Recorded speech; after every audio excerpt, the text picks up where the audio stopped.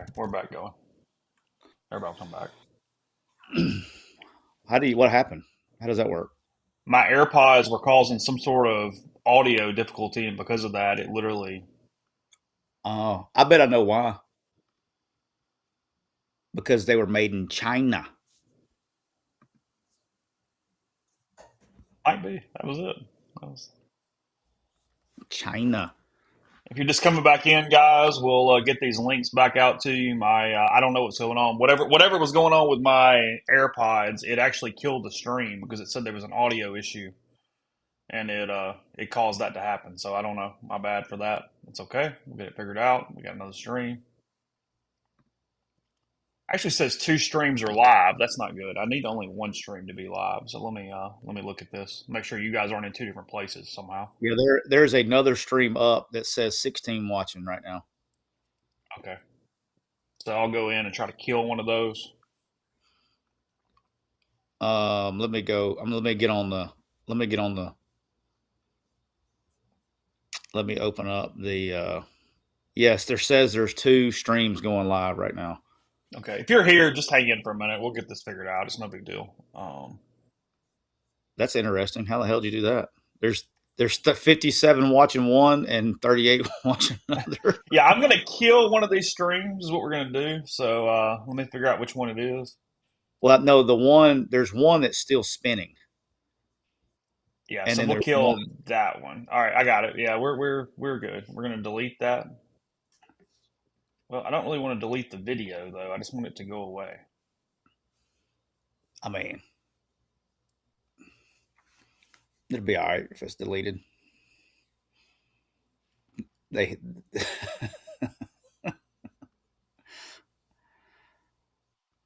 yeah, Nick, we're with you. He's trying to fix one spinning. We got two up. We're trying to. Yeah, we're good now. I killed one of the streams. So if you come back into the other one, we got excellent condition and we're live. So we're all good. Excellent condition. That's what it says. So we're fine. We got it figured out. We're okay. Got a second half watch party going here. I'll get I'm that gonna tell you, second half. Look at you. Look at those producer skills. I was thinking ahead there. While we did that, we missed a touchdown too, by the way. I wonder who scored it. I got a decent idea. See who scored it.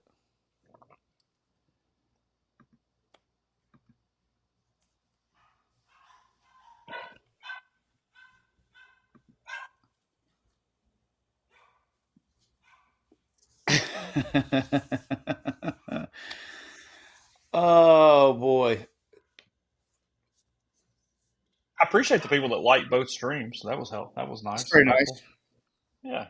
TJ Rebel says, Tyler, how do they even coach Pettis now that they gave in to him and put him back at tackle?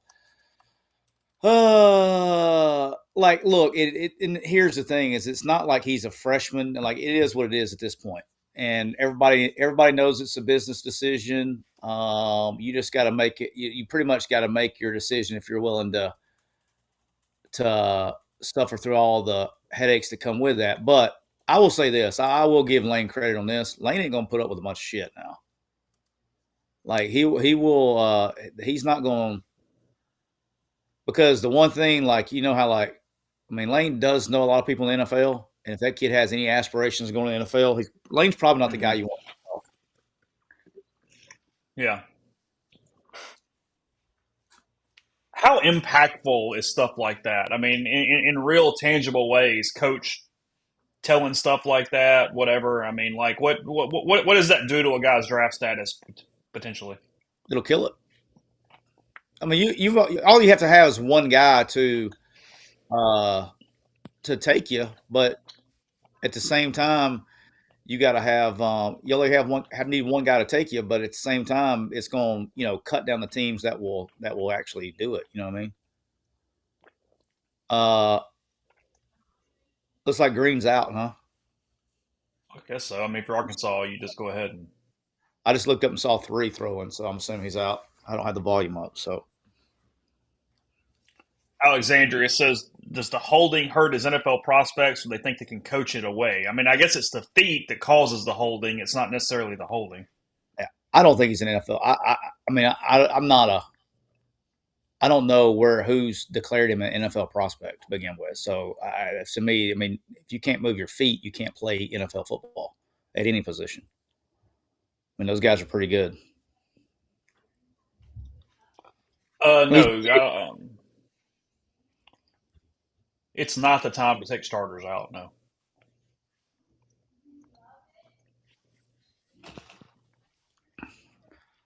Arkansas definitely did not consolidate and back up their play from last week, Mr. Siskey.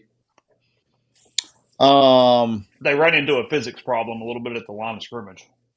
Well, that's what I said on our show this week. I know you got enough shows you watch and listen to, but my deal on the is, if you watch the Mississippi State Arkansas game, Mississippi State was there to make plays. You know what I mean? They just wasn't making the plays because they didn't have the horses. And so, I mean, there were several times they had Green, he just would out athleted people, and that's not going to happen this week. So if you take a lot of those plays away last week, then, so I mean, yes, they scored the points, all that stuff, and they deserved, rightfully so, to do that. But at the same time, it's kind of like when you watch a game that's being played against a group of 5 team, and you're like, hey, there's going to be problems here. Mm-hmm. You play somebody, it's kind of the same deal. But I mean, they're still solid, but I wouldn't really say it's not about I think the quality of the defense is probably what has changed that. Arkansas goes right down the field very quickly there, cutting it 42-17 at the moment. Yeah, Three they did a giving little them bit a little more. spark. Yeah, did a little bit more right there and had fresh legs, and I don't know. All I know is R.I.P. the under. It is officially dead. Officially dead. So I'm trying to figure out what game I'm going to turn off in order to get the Miami game up. Miami is now losing by 11. Yeah, they just threw another touchdown pass. Let me see if I can double box this bad boy up here. Does anybody have YouTube TV with you two guys? Nope. Hulu. I do not think you can get the Miami game. The Miami game boxing was a problem earlier. What is it on? Duke is up 28-17. I think it's on ACC Network. Oh, yeah. Assholes. What's the deal with ACC Network going to get a Duke Miami upset and then got SMU and Pitt tonight? Good day to be an ACC Network guy. Well, they're trying to listen. All the arguments about what a disaster it was for John Swofford. He's just building brand recognition. Let's see. Jeffrey, where are you at right now? Are you just like on the microphone hanging out in the bathroom, or what are we doing? Because I can't see no, you. I'm sorry. Hey, it's on ABC. Yeah, Jeffrey, did you think about just putting rabbit ears up for your broadcast games? We have that. Whatever, the digital antenna, we have that. It's kind of hard to connect when the TVs are on the wall. All right, we got that switched. I was wanting to get the Illinois-Minnesota game, and I wanted to do the double box with Illinois-Minnesota. You can do Illinois, Minnesota, Air Force, Stanford, NC State. Yeah, I'm scrolling over my phone. I'll just pull it up on my phone. We got the chewing is picking up in the AirPods. Just tell me, and I'll mute it. Anybody out there? I mean, I really can't complain since I just freaking crushed 15 freaking wings in your ear. All you did was make me hungry because I could hear the crisping and the. Yeah, you made. Yeah, you made wings. You were like for whatever wing station was closest to everybody. You just made them a lot of money. How about that? Let's go. There it is. Yeah, that's the cool thing with like the NFL with the boxing, because I guess because of the contracts, you can pretty much box any game you want anyway. But when you start getting this ESPN, Fox, they don't like participating with each other. They're going to when they start that streaming service. Which one? I don't list them up. So Fox, ESPN, and Turner are trying to start their own streaming service, like the Survival service. I will be curious to see if it makes it through antitrust. Yeah, I was about to say that's a little. Don't we, I was about to say, don't we call that a monopoly where we? So it doesn't include. Their argument is going to be that it doesn't include CBS and NBC. What's their argument going to be? It doesn't include C-SPAN. I mean, CBS and NBC. That's going to be their argument. Tevis in the stream says he went across the street to Publix to get wings. Tyler. Okay, let's go. Let's shout out to Publix. Let's go. Hey, by the way, shout out to our good friend Brandon in PTG Outdoors. He hit me up yesterday. How about this? Anybody that doesn't like podcast advertising, how about my guy Brandon hit me up last night, said he's advertises on McCready and Siskey, sold 3 boats yesterday.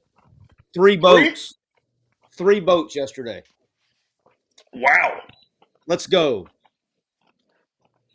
That was a day. He sells the best day he's had all year. Wow. How about that? He was in a good mood. So who's got the ball? I mean, who's running right now? Is that Jones? No, Thomas. Dominique Thomas in it running back for the Rebels.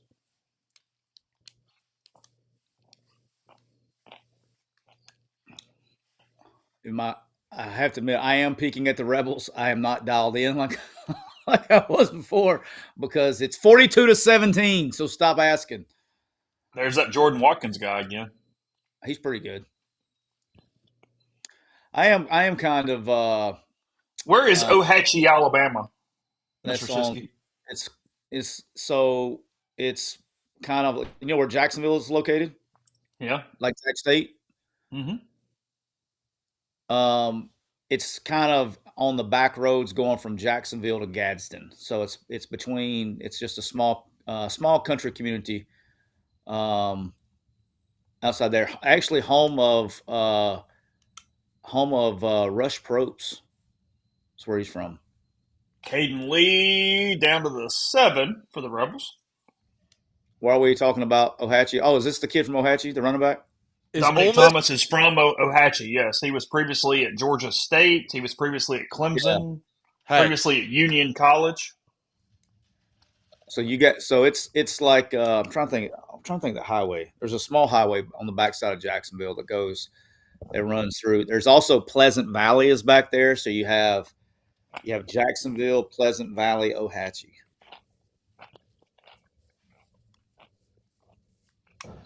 Serious question. Is Ole Miss playing too well this week to beat Georgia next week? Look, again, there is a formula to beat Georgia. And regardless of how they play, they have to follow the formula.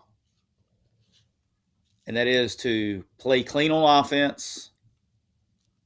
Their defense is good enough to do the job. I think you got to be good on defense to start with. So check, they're good there, and you got to play clean on offense. Where Georgia boat races people is they create short fields with turnovers and field position, and then they take advantage of it.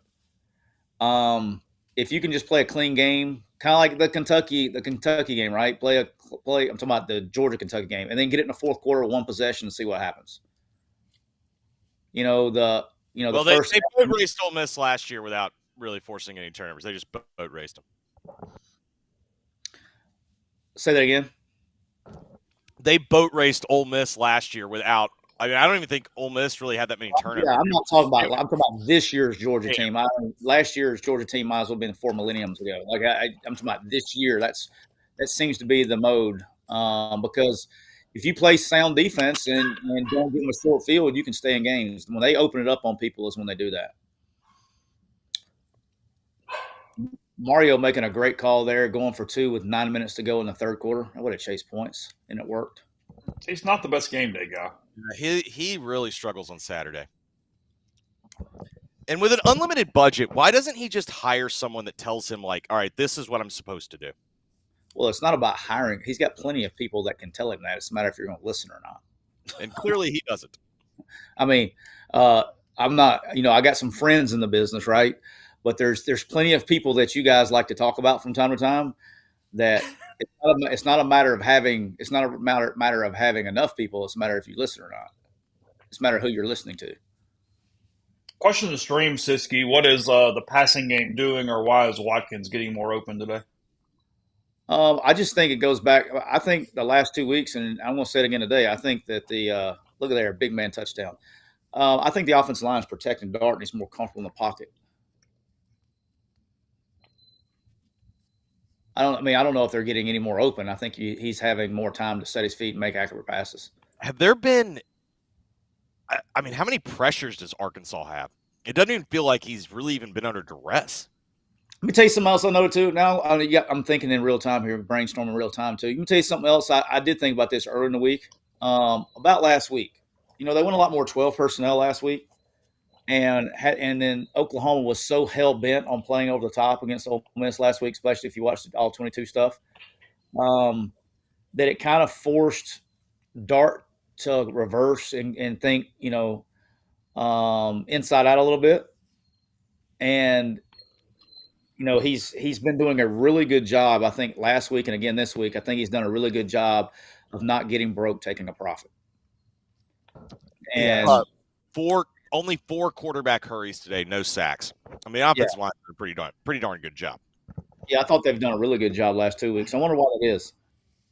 Is there a new left guard in the game? I was just checking. No, he's playing today though. Your boy played today. James. Yeah, Pettis and James have played today. Pettis played.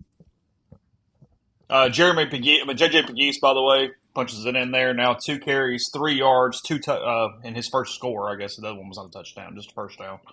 His first score, so averaging 1.5 carry, pretty productive there for him. Dart now 22 of 28 for 433, 5 touchdowns, no picks. Hey, do you know what you have down in Miami right now? You have the old Mo is switching teams. The old Mo has just switched teams. He's back in the green.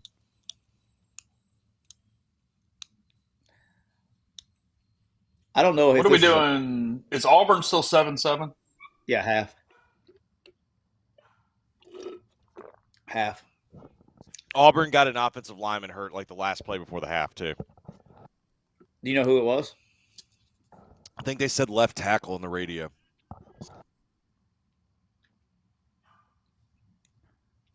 Do you listen to the radio? I went to go get food. Oh, I got you. And so I was listening to I'll tell you what's annoying. They've now changed the hours. Sirius used to have the Learfield Blitz show that they basically run all day, and now they've knocked it back to where they're just running it periodically, and it's not on right now. Like it's like red zone for radio. Yeah, I'm telling you, man. Hey, since the if the Empire gets the app going, streaming service you're talking about going, how awesome would a red zone type for college football be? They're experimenting with it. Like they've even mentioned like that is that's something they want to do. Everyone just has to play together nicely. And really though, in college, really you just need Fox and ESPN to play together. Yeah, because between those two, I mean, how many games aren't on those 2 channels? So you'll have a CBS game, one CBS game, and then one NBC game, or maybe 2. Oh, that's right. Yeah, I forgot about those 2. I forget CBS since they got Conference USA and one Big Ten game. Yep. Speaking of Conference USA, Chase, how about me repping today? Hard Edge Football. Right. Adidas. This will be my Rich Rod shirt. I'll tell you what, man. They shredded Liberty. Since Tyler Huff, so they brought Tyler Huff in, touchdown. Oh, he dropped it. They brought Tyler Huff in halfway through the Eastern Michigan game, and they brought him back, and then they went to double overtime and lost. But every game he's 5-0 as a starter. He's found his quarterback, and he runs the offense extremely well. Extremely well. That's a good point in the stream. Caden Lee has 119 yards today. I did not realize that. Did not feel like he's had that kind of day. 1 for 58 helps though. Boy, those bleachers are thinning out pretty quick, huh? I mean, what's there to stay for? They're actually more full than I would have thought at the moment. It's because it's 11 o'clock and there's no good football games on today. Jeffrey did get Burger King. You stayed real with that. What's your go-to, Jeffrey? Order. They screwed up my burger, so I've now just got chicken fry. I have the chicken fry combo, and I usually add a little side dish of a Whopper Junior, but they loaded it up with everything, and I hate mayonnaise, and I can't get away from mayonnaise.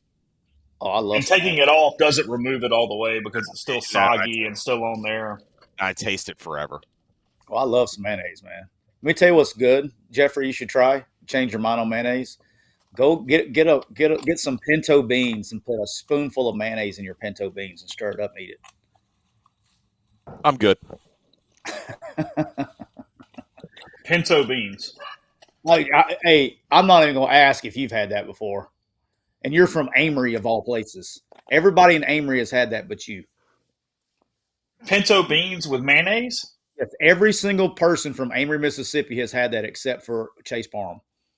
All right, hold on. I what do you think the percentage of the stream is that's had that dish?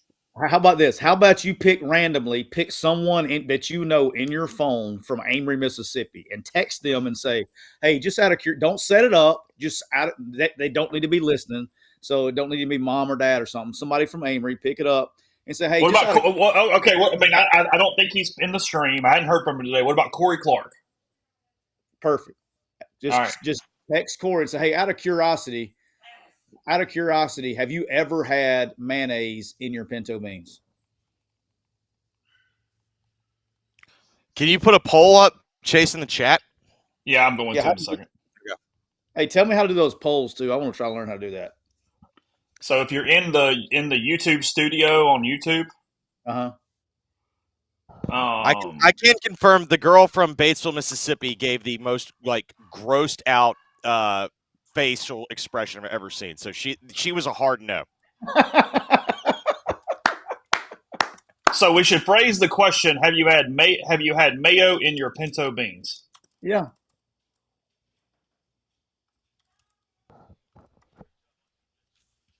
Well, there's Frank in the chat. Frank says mayo and pintos is quite common, but never had it. Who does Arkansas play next week? I don't know. I know they got Missouri left. They have a winnable they have a La Tech in there somewhere. I think they have and then Texas, but man, he's almost doing the thing where he's still playing hard. And it's like, man, you might take that second law. Like you could. Is Texas next, or do they have a bye? Maybe they have a bye. And here's ranch and black beans are good. Somebody says. Several people saying peas and mayonnaise are a thing. Yeah, it's kind of the same thing. I do the same, but I prefer it in pinto beans. But yes, pea, like any kind of bean, is usually what people do it. Like I'm just telling you, dog. If you grew up where your grandmother made cornbread, cornbread was a thing that they made in the real cornbread. Not I'm talking about not in instant the cast iron, yeah. Yes, yeah. If you grew up and you had grandma and they don't call it dinner, it was supper. Supper was at 5 o'clock, and you had cornbread. Yeah, you had mayonnaise in your pinto beans. Corey has an emphatic yes with an exclamation point. I told you. Right. This is mean. Hey, this is bullying. Hey, I told you. Hey, who's gonna have a big day today, Chase? Do you know who's gonna have a big day today? Jackson Dart, Caden Lee, and maybe Jordan Watkins, who's walking into the damn end zone again right now. By the way, I'm sure all those Ole Miss fans that tweeted at Jackson and said really mean things. I'm sure they apologize tonight. Yeah, I'm sure they'll come back and be like, "Where's your Gucci purse? Why are you trick or treating on the Halloween with kids of all things?" Like that's the other thing. No, look, As No, much as now I hate mayonnaise, it is really good as like the binder for either fish or grilled cheeses and things like that to like grill or cook with. Hey, I hey, mean Chase. he's literally playing so well today that like I think he's gonna have to go trick or treating next Thursday. Dog, let me tell you something. When all kidding aside, when he was cussing at the beginning, that's you're locked in, dog. That's told you I'm in for that. When you got a pissed off quarterback like that, you're hey, it's a good day. It's gonna be a good day, boys. It's gonna be a good day. There's nothing like getting in a fuck you match with your quarterback in the first drive of the game. You're like, yep, we're winning today, boys. So that breaks the school record for receiving yards in a game. It was previously 247, and now Watkins is at 254. So Jordan Watkins now holds the school record for most receiving yards in a football game. Does that count as having a good day? Does that count as having a good day? And by the way, he did it in four. There's still 4:48 left in the third. There it is. Hey, whatever you looked at earlier, when you see how many, oh, look at that guy, poor guy. Hey, when you look and see what the DraftKings, what the number, the fantasy number is right now, out of curiosity, I just gotta know. Yeah, somebody in the stream had that, so let me know. Yeah, if you're in the stream, you got the DraftKings number. What's the DraftKings number? He just had that play by itself was a 12 and a half. That was a 13 and a half point play he just had. So whatever. Previous record, by the way, was 247 from Jonathan Mingo against Vanderbilt in 2022. That should have an asterisk on it, though. Yeah. Okay, number two before that was Elijah Moore, 238 against Vanderbilt in 2020. Asterisk. A.J. Brown, 233 against South Alabama in 2017. That's some bullshit because I was on the other sideline.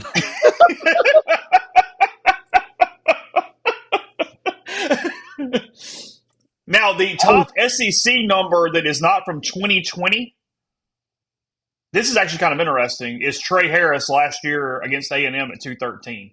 Okay, that should count. Of the top 10 in school history, there are only two, this one and that one, that are SEC non-Vanderbilt of the top 10. Because the whole mode against like literally the whole mode, like you don't want to tackle a guy, is like there was a stretch there with Vandy where they had like me and you playing safety. You know what I mean? And it's like anytime we just want to go get one, we can just run a post or a vertical and just run like just deal the matchup was one when the sperm met the egg kind of deal. You know what I mean? Like there was no game planning, no weights, no sled pushing, no squats, no sprints in the summer that was going to fix that. My wife's acting like this is still a game. Is she nervous? Is she bad? You're not tackling? Yeah, she was yelling at him to tackle after that last run or whatever that long play. We played to the end of the whistle, Jeffrey. I mean, I don't. Look, is the clock still running? Last time I checked, there's still a game going on. 56-17 is not a game. There's no Arkansas comeback on this one.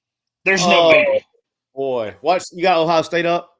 He just missed him. Well, watch him. Could he got his second hand on that? No, but watch what happened. Here you go. Watch him. Oh, they're going to show the end. He stopped running and then tried to speed back up. He couldn't. The old. I'm gonna get on sports. I like how they're showing that part of it. He could have like caught it very easily if he had just kept running. It hit him in stride. You mean if he would have just ran the pattern, he would have just caught it in stride. Like it looked like the ball either it was a bad ball or bad route, but he stopped running because he didn't have eyes on the ball. But that dude right there is I love the 17-year-old kid, but that's the best young wide receiver in the country. Yeah, I think I like Jeremiah a little bit better. He's just big. You know what I'm saying? Like he's a freaking grown ass man at that age. It's kind of like when like Julio Jones came in, just a freaking just grown ass man at that age. Yeah, when Julio was a true freshman and he looked bigger than any freaking fifth-year guy. Yeah, this guy's built more like how AJ's built. Like AJ looks kind of like a safety instead of a receiver. More a square body type. This kid's little broad chest, broad shoulder guy. Yeah. There are people in the stream agreeing with you, Jeffrey, or other people that are still thinking it might be a football game. And then Alexandria said she told her dad that they had won with 50 seconds left against LSU, and she said he was wrong. Yeah, that was a little different deal because Lane was so frustrated when Harris went in the end zone in that LSU game last year. He would like to have Yeah. sat on the one and kicked a field goal. Yeah, I'm not calling a game that's a 3-point game or a 5-point game. Yeah. I'm not saying that that's over. I'm calling a 56-17 game, a game in which, let me see, Ole Miss 56-24 maybe in a minute, though, Jeffrey. Ole Miss is averaging 10.6 yards per play. Every time Ole Miss touches the football, it's a first down. I think Lane was mad that I picked the under. I think he's mad at me. Well, he's mad at both of us, then. He took it.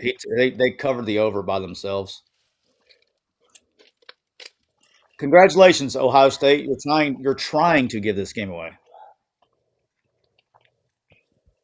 Oh, by the way, have we talked about the Auburn kid's the kicker's name? I missed that. Oh, what is it?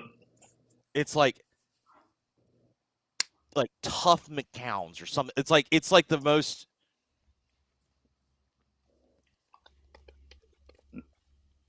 Hang on. Auburn just went up 10-7. He missed that. He missed it. Oh, he missed it? Oh, sorry. Are you going to say you're looking at the same thing I looked at? I was literally about to say that. Can I say like he hit it? The kid was acting like he hit it, and no one was around. Get out of me! Like you watch any missed field goal, they're headbutting and they're doing this shit. Like, dude, it didn't go through the fucking uprights. Yeah, I'm with you. I'm entirely like you do not. And the thing is, they'll show the kicker and they do the reaction afterwards, like, "Oh, he made it," and you're like, "No, he missed it by 5 yards." That guy literally just went. Like, you hooked it. Yeah, Towns, like, it's like Towns McGuff.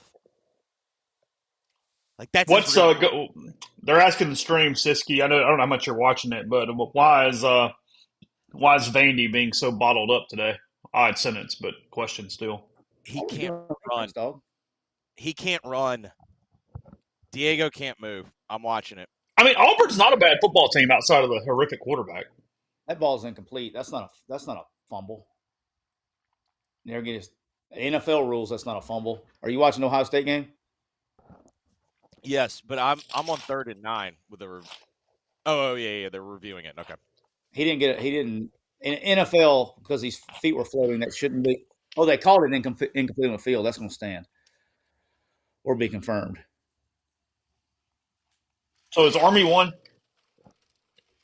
It was 13-3 last I checked. I didn't care about who won. Please tell me Memphis is not a Quick U client. No. The other team is, though. Good. Meep.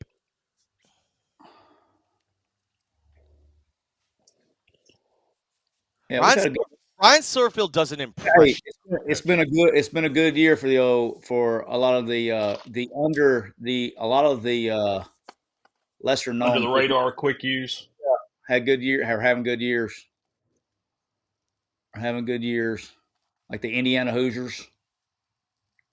Well, that's not an under the radar good year. Well, I'm saying no under the rate, like not normally like not under the radar good years, but like non-traditional football powers, non-traditional teams that are winning. So it's good for business. Let's see.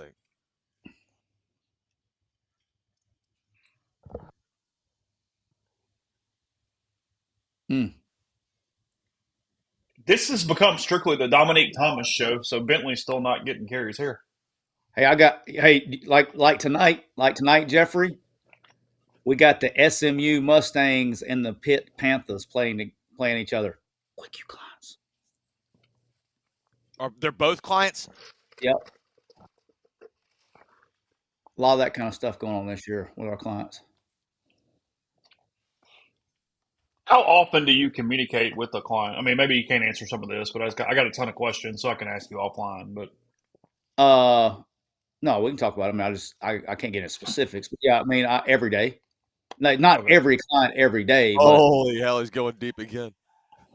Not every client every day, but on average, probably I'd say, depending on the day, but on average, probably 5 or 6 different clients a day. I want to be very clear about this. I do not care I am a little surprised to see Lane running it up on Pittman. Yeah, I don't think it's a Pittman thing. Real quick. Hey, it's November, and you got to get your team ready to go for the biggest game the program's going to have in a really long time. I have zero problem with it. It was a little surprising. Kind of flagging you here, Siskey, for this. Ashley from the stream saying Siskey, Matt had 4 more seizures last night. It was a rough night. So whatever that means to you, just passing along. Oh, dude, we got a guy that listens to our show who, man, I hate that. Is that his wife? So he had just randomly had 3 seizures the other day, then had to go to the hospital, and he's on our TikTok lives almost every day, and I'm praying for you, man. He came in, he had 3 seizures. I guess this was Wednesday or Thursday. He had 3 seizures.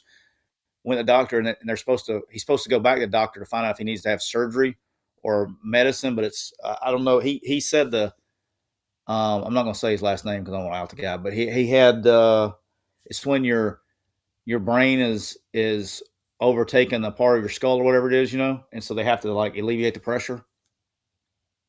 There's a medical term for that. I'm not a doctor. But he's either medicine or going to have surgery. But he had never had a seizure before, and then he just had that's bad deal, man. Is that his wife? Do you know if she go back on the side? It is Siskey. Yes. Yeah. Actually, we're praying for you. Please tell him if he's up and rolling. Please tell him we're thinking about him. Yeah, I had no idea, so pass that along.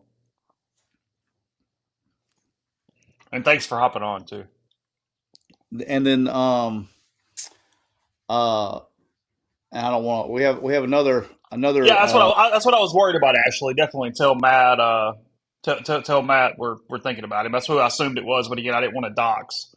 He had just dropped off some hot sauce for Neal and I last week. Awesome. So yeah, 100%. Sorry about that. I didn't want to dox you, but that's what was going through my head as we were talking. Now I just opened up the chat and I see. I didn't want. I was like, encephalopathy is what or hydrocephalus are the 2 words that keep going around in the chat. So it was something that I can't pronounce. I do know that. Bobelfish, Dart doesn't have 570. He only has 507. He's kind of been slacking off. Well, he has a number dyslexia. Yeah, it's tough.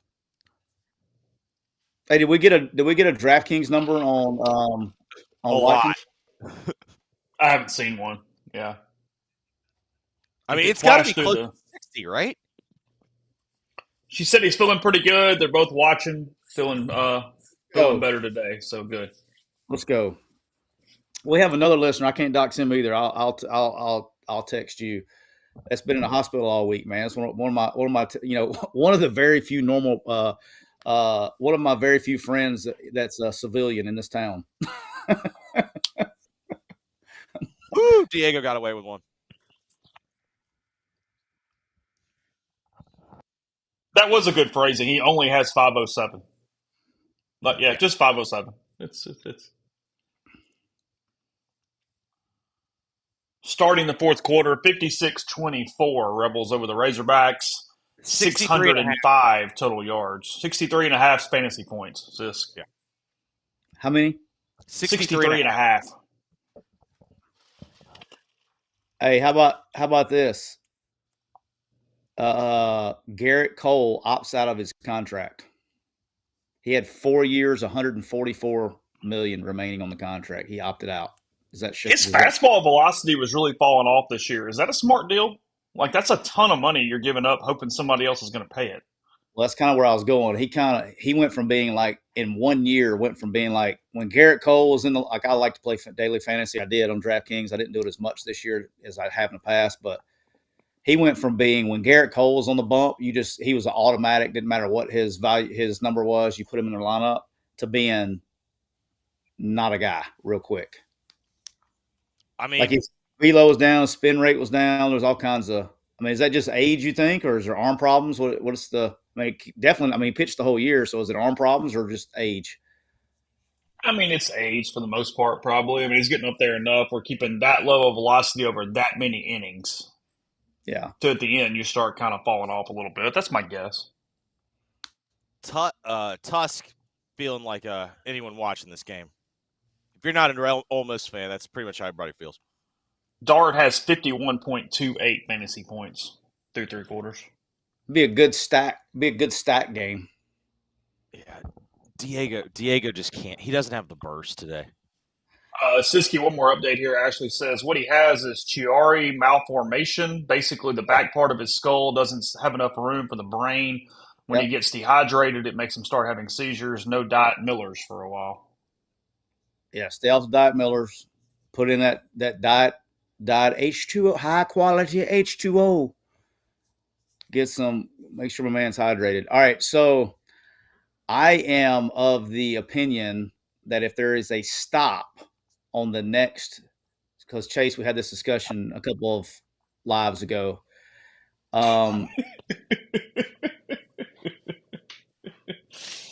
You just leave them in the whole damn game, Siskey. That's what you do. Just leave them in. Go ahead. I'm of the opinion that if you get a stop on this next drive, that you make wholesale changes. Okay. If they score, just depends on how much time's left. Yeah, because you're up. I mean, I know only, but you're up 25 if they score. Well, That's still 4 scores. If they go for 2 and cut it right to Okay, 3, fair. That's the number. You're in the number right now. If there's a stop. I guess it's a good thing Mario did go for 2, because now Duke's having to settle for like a 25-yard field goal, and they'll still be down 1. It's like if you do enough crazy stuff long enough. Yeah, exactly. You eventually, it's a broken clock is wrong or right twice a day. Yes, that's the saying I was looking for. It's kind of like there's that one time when you don't take the knee, that it works out. Yeah. Dart is still throwing up F-bombs on the sidelines right now. That's my guy. Kid is locked in. Well, that's what I mean.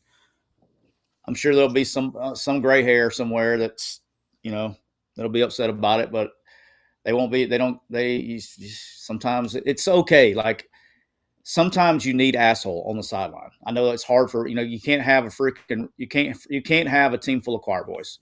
Somebody's got to be the asshole. And you can't have a team full of assholes. Yeah, I would say, but you can't. You need at least one. I wonder what the Mendoza line is. I have a good idea. I mean, I think that's been the problem. I mean, I get it's not anywhere near the same thing, but I mean, and I'm not sabotaging the conversation, the fourth quarter thing here, but I think it's one of the reasons why Ole Miss is struggling in baseball at times. They ain't had enough assholes. Like you got to recruit a bunch of nice guys. The trick is, all kidding aside, is you got to have a competitive asshole that people respect, but not necessarily like. And again, big difference. Big difference. I also think Ole Miss baseball has misidentified some talent. Oh, well, yeah, again, not the whole thing. I mean, that's not what I mean at all. Yeah. Hey, since we're talking about different sports, and Jeffrey, I'm a big college basketball guy. Like, I really enjoy. Not that I'm an expert. I just really love the sport. Yeah, I enjoy watching. That ball is out. That ball is out. That ball is out. Just fall on it. Just fall on it. Hey, it's Siskey's boy. Oh. Hey, Jeffrey, if you tell your wife if she will start eating mayonnaise in her pinto beans, we may be separated at birth.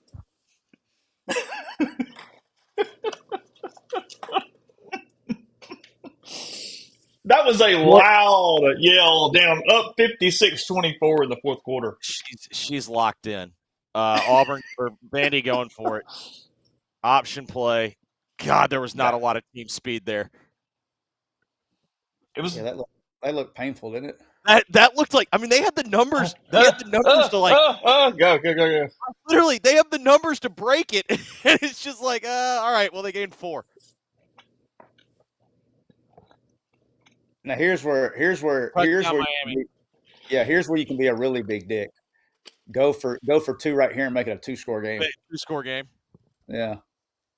I've always wanted to do that. I've never had the nuts to do it though. What was your college basketball? Oh, I don't know. I mean, I know that the SEC is going to be really good this year. I watch enough basketball to know that Ole Miss has a much better team than they had a year ago. The question though is, relatively, do they though? Because the league is really good, right? I don't know if the league has ever spent this much money on basketball.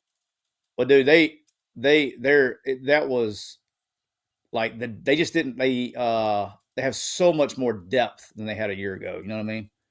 Do they have any rim protection? Well, that's the thing, is they're small, right? That's the question that they have a problem. Yeah, I mean, because they dominated Illinois the other day, but they still got out rebounded by 15. Like, they play really good defense. You don't feel it though. You know what I'm saying? Like, you don't, even though they get out rebounded, it's not completely just blaring obvious during the game where it hurt. Like, you feel like it hurts them. Now, they also shot 50-something% from 3-point too. That'll do it. Yeah, they'll do it. But I know this. In college basketball, I'd rather have guard play than rim protection. They just got more guys that can score than they've had in a long time. And even their 4 and 5 guys can kind of extend and score a little bit and do some stuff. And then I got the whole magic of going, what's that kid's name again? Because I don't know who any of the kids are. Oh, dude. Welcome to college basketball. Who's number 0? Like, this guy's over there. Like, he shoots like 30-foot 3-pointers like he's shooting a free throw. His feet don't move. That was a good point in the stream. Like, that was a hell of a hustle play to run him down. Right there. I know Ole Miss fans are upset about the speed of their running backs. This Vandy running back is one of the slowest running backs I've seen in SEC history. This kid is taking touchdown plays and turning them into gains of 4. He's making me nervous because he's so slow. Because I'm like, just go, get there, go. If I'm the offensive lineman, I'm like, what do you want from me? I'm just opening up an entire hallway. Hey, do you have the Penn State game pulled up? It's up top on the quad box now. This is setting up for some dumb Auburn 14-7 cover, and I'm gonna be all pissed off. What is it? 7.5 this morning. What did you get it at? We got it in picks. It's 6.5. It's 6.5. Oh. Did they down that inside the 5? Yes. Okay. Depends on how they mark it. Ooh, Mark says most talented Ole Miss. Go, right? Yeah. There's 5 minutes. You got to go. What? Are you watching? We have a massive Penn State game. Okay. Oh, that ball's out. Touchback. Touchback. Touchback. That's a touchback. Touchback. There you go. That kid's name's Tesla. All right, here we go. Yeah, by the way, call was reversed, no fumble, so Arkansas has it first down on whatever yard line it is. All right, 4th and goal. Not anymore. All right, here we go. Ole Miss got the ball now. Yeah. First and down, Ole Miss on the 20. Oh my gosh, Jeffrey. What, do they call it PI? No, but I'm like you got the ball 4th and goal from the 1. Oh yeah. No, but they got Penn fucking State. Literally, and you try to run a freaking 1906. There you go, right there. That's why you don't run the tight end dump pass. Hey, we're gonna run a tight end pop pass like it's 1926. Oh, run it right down their throat. I got Ohio State. I'm glad, but damn. Yeah, I'm thankful, but I'm with you. Like, what's the point of that? Being too cute. Yeah, I'm in the mode of getting 2 out of the game at this point in time. Everybody out. Shouldn't they be in the mode of getting also out of Fayetteville? Yeah, That's just what I'm get saying. just. You're getting you got your cover, you got your big win. Like Charlie at least needs to be smart, even if Lane doesn't want to take him out. Like this is where you kind of like If the don't look. final's 56-38, who gives a damn? Just go Well, on, get out. You're like, here's Tyler, where you don't I can't listen remember to the last time. I can't remember the last time I took an under and one team covered the total by themselves. Yeah, but here's what you're doing here too, Chase. And you're going to see this. I imagine even if Lane says leave him in or whatever it is, like it's just handing the ball off and. Well, as the OC, you know you want your guy of the game, which now I can tell because I just saw the last play and they haven't done that all year. You're running protected runs. So there's no read. There is no RPO. It is a straight, because the way you call it's a straight give. He doesn't need to be. He has no option to keep the ball and be an idiot. Yes. So Tyler, are you telling me? I mean, like the first two runs, yeah. Let's see what he does right here. But that's how I would be calling the game right now. Like So you're telling me there's no run in their offense that's just inside zone, like straight give. They did it on first and second down. They did it on first and second down. And then they just did that shit. Get him out. Like, if he can't protect himself, get him out.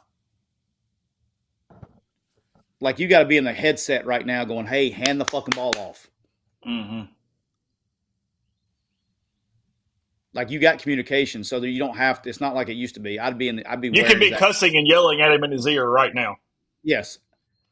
I'd be going 5 dog right there. I'd be going run 5 dog and hand the ball off. I don't give a shit. Hand it off. I don't care what the read is. Hand it off. Do you understand? Or you could just put 13 in. Well, yeah, that's what that was my original. I'm with you. You could put 13 in and then just run the offense. How about? Yeah, no argument, none. And I get 8 out too. If pre-scoring's hurt, I get if you think you're going to need them next week, I would have them out. That's why you get to bring 75 guys. I mean, just like they just took Dominic Thomas out, so he's ready for next week. They put Bentley in. There we go. All right, there we go. Hey, I just sent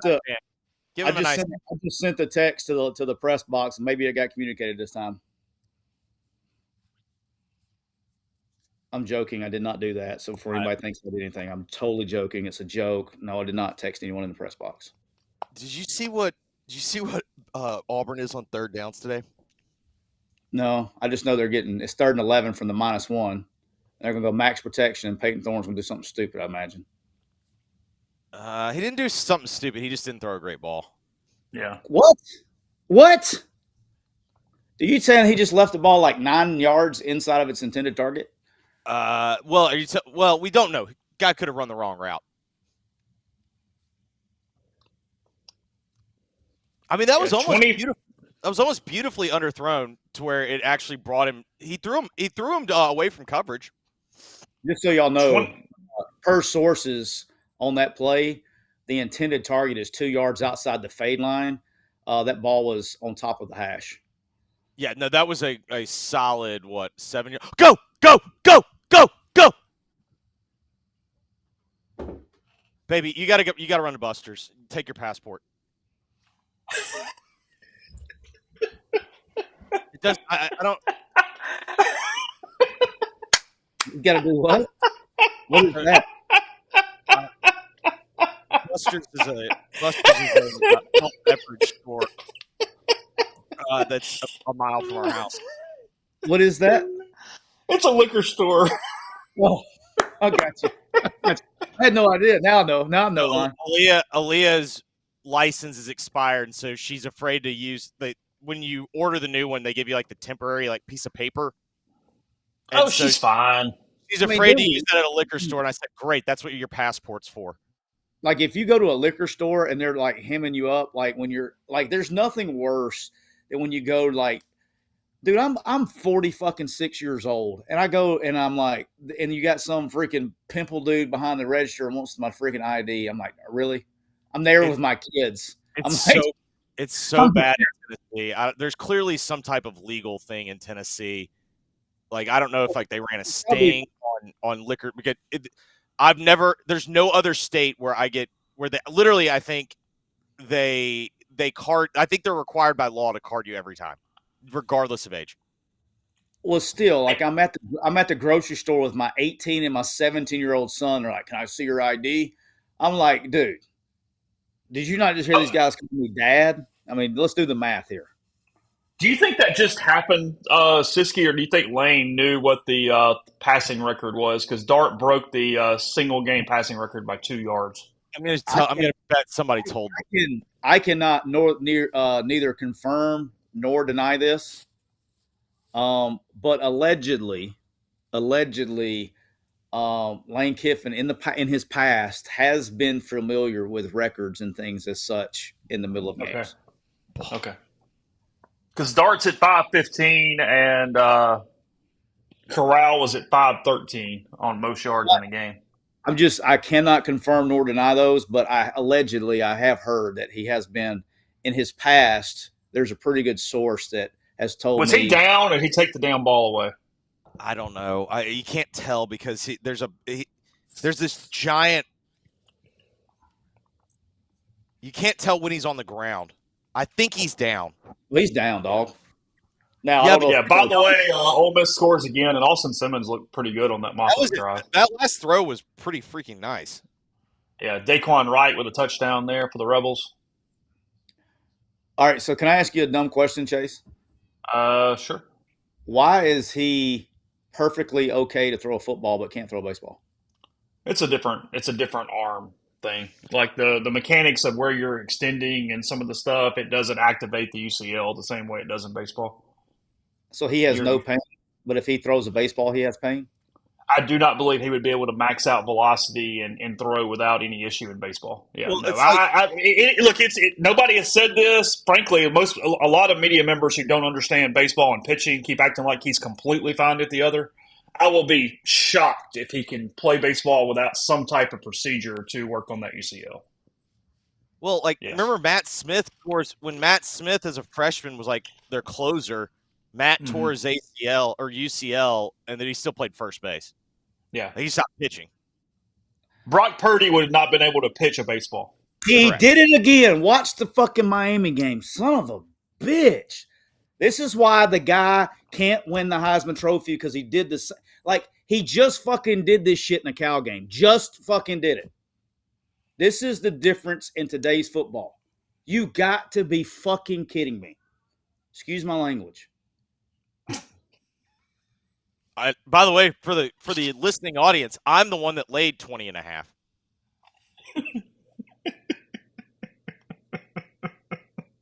Are you watching this? Are you watching? It's the Cam Ward experience. Well, I mean, it's the fact that I can't. Can you coach it out of him? Are you watching this, Chase? He just no, I don't have it up. He was running out of bounds to his right. Okay, he jumps off of 1 foot and throws it to the left hash across his body and gets picked. Is almost it was like a cheater throw. He looked like a shortstop getting slid into on a double play, and he threw it to the left hash from the right sideline, and it got picked. Like, Vandy was down on the play, by the way. How is that's when you don't have a threat to be getting your ass chewed, or you don't have a threat to be benched. Like, that doesn't happen. It's just so ridiculous. Well, yeah, that also happened when they paid him $2.5 million for a year.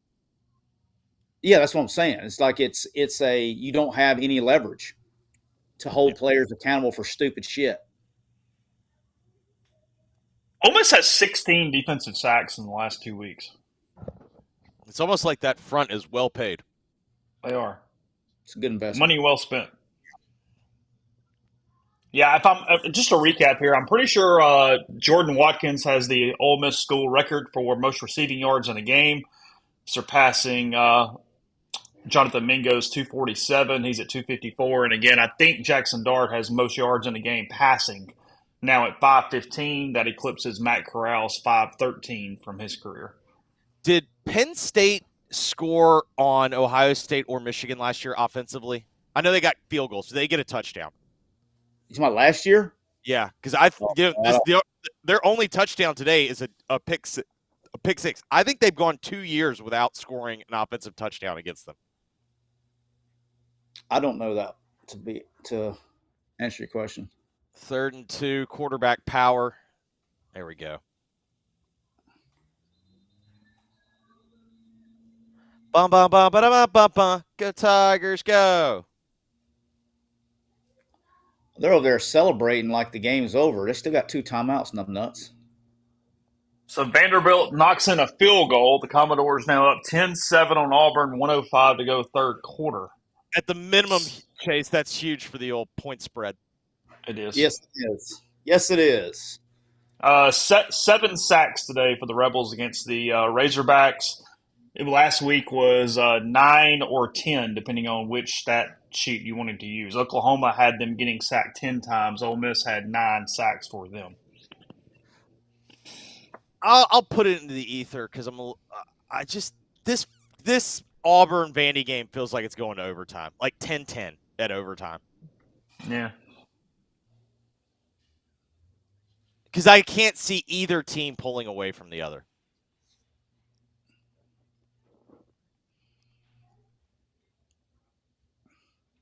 I trust the quarterback with big nuts in a close game. Yeah, but I mean, I cannot really see Vandy getting a 2-score lead unless it's a defensive score, because offense has been hard. I mean, you do know who plays quarterback for Auburn, right? I mean, they can throw it to you, bud. Yeah, I was about to say. I don't know if you're aware of Vandy's. I'm actually thinking that's a pretty good shot. Part of a pick six is you have to have the speed to run it back. I mean, who they got to outrun? One? Yeah, I mean, honestly, Peyton might be as good an athlete as half their secondary. You've been too nice. I mean, you're supposed to be the Auburn asshole. Ben says that Dart also set the single game total offense record, beating Archie's 1969 number. So, Dog, do you think he just ran? Do you think he ran that? Do you think he ran? Was that what broke it? I have no idea. I don't know. I'm just saying, Miami's not out of this. The question would be, cover is still there. If y'all had the nuts to ask it, hey, Lane, let me ask you a question. Did you know that why was Dart's last play a 4-yard run that broke Archie's so 540 was Archie's number. Okay. So that's why. So that RPO wasn't called RPO. Well, I'm looking. So Dart's at 515 plus 47. No, he already had it. Okay. He already had it. I'm just saying, quick math told me no. Miami's 1 score away. That Amory education. If you Randall said he had 1 pass after the rush. If so, then maybe. Hey, you know that if you put mayonnaise in your pinto beans, you wouldn't have been able to count it up that fast.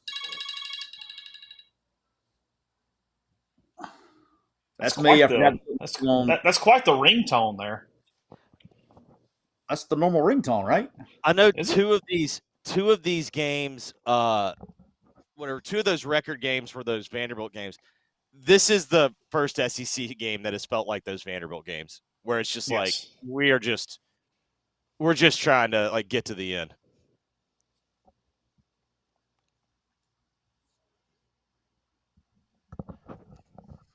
Is that not a normal ringtone?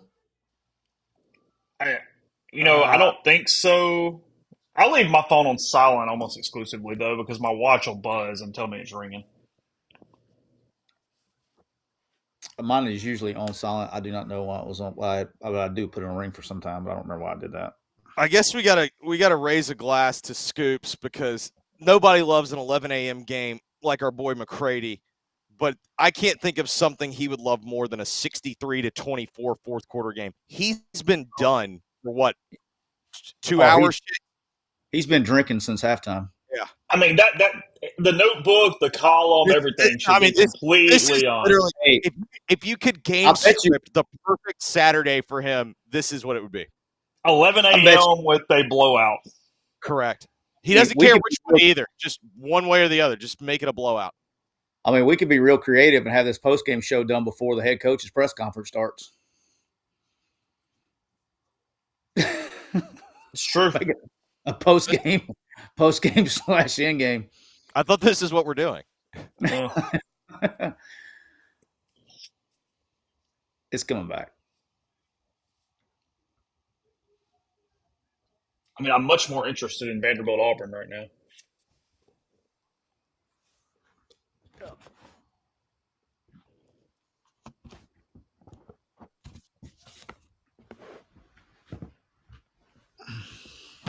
Is this the school record for points in a conference game?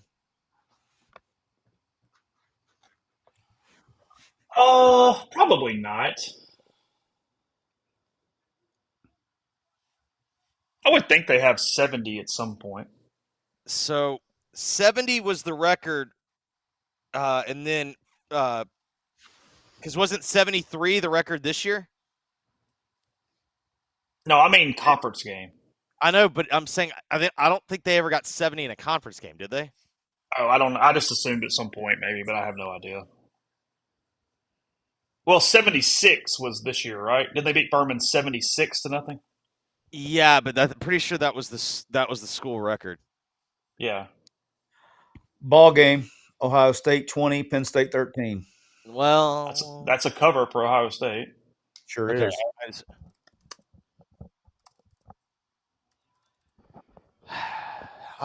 I death taxes James Franklin losing to Ohio State and Michigan. He's lucky he doesn't have to play this version of Michigan. I'm convinced they would still lose. And Michigan's terrible. I'm with you on that. I don't think he'd lose to Michigan. But Penn State, and this is why I picked Ohio. I actually said Ohio State was going to win by double digits, and if they hadn't just they would have if they didn't throw a pick six.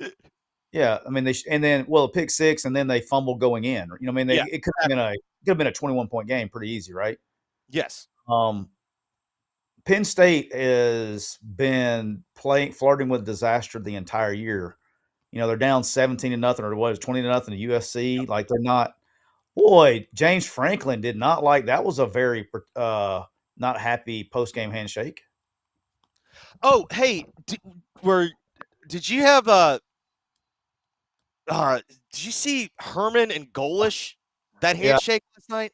I meant to text my guy, and I hadn't texted him because they lost. We have a good friend of our show, David Beatty, who is the wide receivers coach at FAU. I meant to text him today, but they lost the game, so I do not text my buddies the day after a loss unless it's just keep your head up. I'm not going to text them hey, what happened in this situation? Yeah.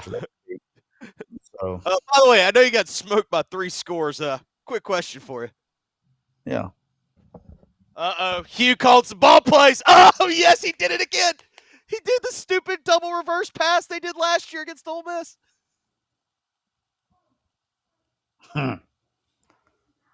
He did it.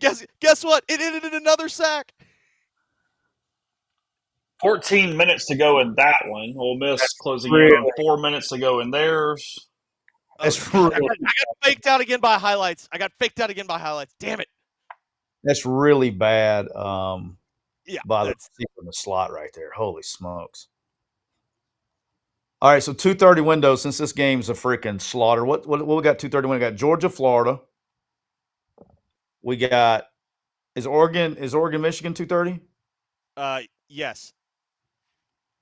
All right, hang on, pulling her up on the old phone. That window is no, I'm sorry. I think Indiana, Michigan State is 2:30. Oh yeah, so we got Oregon, Michigan, Florida, Georgia, Indiana, Michigan State. All right. You got Texas Tech and Iowa State. Oh, there's another quick U that's having a good year. Iowa State, and then you got UCLA, Nebraska, another quick U client. Coming out of the woodwork. I'm not watching North Carolina, Florida State. Oh boy, you'd have to pay me. Not watching Arizona State, Oklahoma State. Yeah, so that trying to figure out what 4 TVs we got here, Chase. All right, 4 TVs, Chase. We're gonna go Oregon, Michigan, Florida, Georgia, Texas Tech, Iowa State, Indiana, Michigan State. Yeah, those make sense.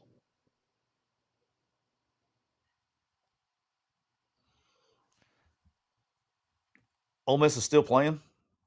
Oh, that's a fun. 3:53 to go. That was a fumble. It should have been a scoop and score, but it was a rookie that didn't know how to jump on the ball, I guess, or scoop and score. Auburn ran a draw on 3rd and 20. What are you supposed to run? No, I'm just saying it's just awesome to watch.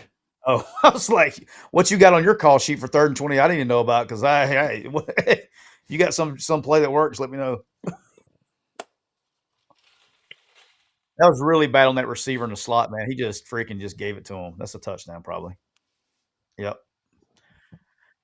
See what had happened there? That's great film. It's like, hey, there's this thing called redirecting the number 3 on his vertical, and you didn't touch him. That's why you have to collision 3 when he goes vertical, and you watched him run right by your face.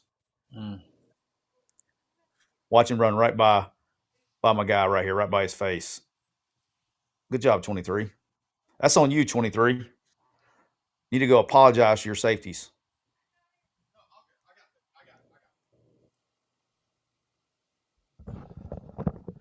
I've been told my wife has to get my daughter up, so I'm gonna be right back. I got like a little 5-minute trip. Hey, just so you know, Jeffrey, you're going to end up covering this Duke game. I'm telling you, I wasn't kidding when I said there's a chance. They got ball 1st and goal. Yeah, but I still need their defense. That's the problem. Like their defense has to not give up another point, which is entirely that's more than fair, Jeffrey. They gave up like 27 explosive plays last week to Louisville. All right, Jeffrey, is there any? I need to, now that all my bets are. Oh, he's gone. He's gone. He said he needed 5 minutes to do something with his daughter, real quick. All right, so let's go over the chat here. Me, you in the chat. I got 3 minutes. Let's add. I've got Oregon minus 14.5. I've already placed that. What wager do I place in the second window? Do I go? Is it Georgia minus 14.5 or Florida? I got Texas. I got Iowa State minus 13.5. I don't like that. It's a big number. 13.5 against Texas Tech, or Indiana minus 7.5 at Michigan State. Well, I'm betting. I got to add a bet here. What are we going to add? No pressure. We got like 3 minutes before the window closes. I mean, am I crazy for just riding Indiana until it pops? Michigan State's they're not bad, but they're not good. Is it in Bloomington or East Lansing? It's in East Lansing. I got one vote for Indiana, one vote for Georgia in the stream. 2 votes for Indiana, 3 votes for Indiana, a vote for Florida. Yeah, I'm riding. Let's go. Indiana. All right, we're dropping a unit we're dropping a unit on the Hoosiers. On the Hoosiers. Let me pull her up. Somebody wants you to put Indiana and Florida. No. I can't bet. It's hard for me to. I got too much. ULM money line, says Connor. Playing Marshall. I'm not, because then I got no, not doing it today. By the way, Pavia was 0 for 9 for his last 9 passes. Hey, let the cook. Let the cook, man. It's You're like school board. Yeah, let the cook. Saving them for when he needs them. So, you know what's weird? Like, I got the live stream called up on the side too. And it has to be something with my computer. But for some reason, and I've noticed this, like when we're doing our show, because I had a live stream pulled up like on a separate computer or whatever, right? It's like just randomly throughout the stream, I'll look like it kicks the video back like 20 minutes. Oh, really? Yeah, because I was talking to Jeffrey because I was looking at the screen and you're like, he's gone. And I'm like, he's gone. Well, but on the eCam though, you can see us live and in real time, right? Yeah. Okay. I just had it because I was reading the chat a second ago, or trying to read the chat when Ashley was in there talking. That's when I kicked it over, but I'll look, and then all of a sudden it goes back. I don't know, 10, 15 minutes. It does that during our show too. All right, so we added Indiana. So I got Indiana. So I got Indiana and Oregon in this next window.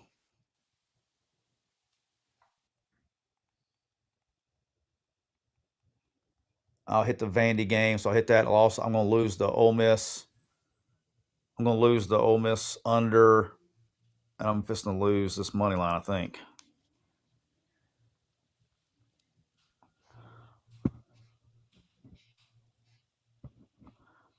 Actually, a little bit surprised. For what part? Illinois losing the Illinois was driving to score, and they just strip sacked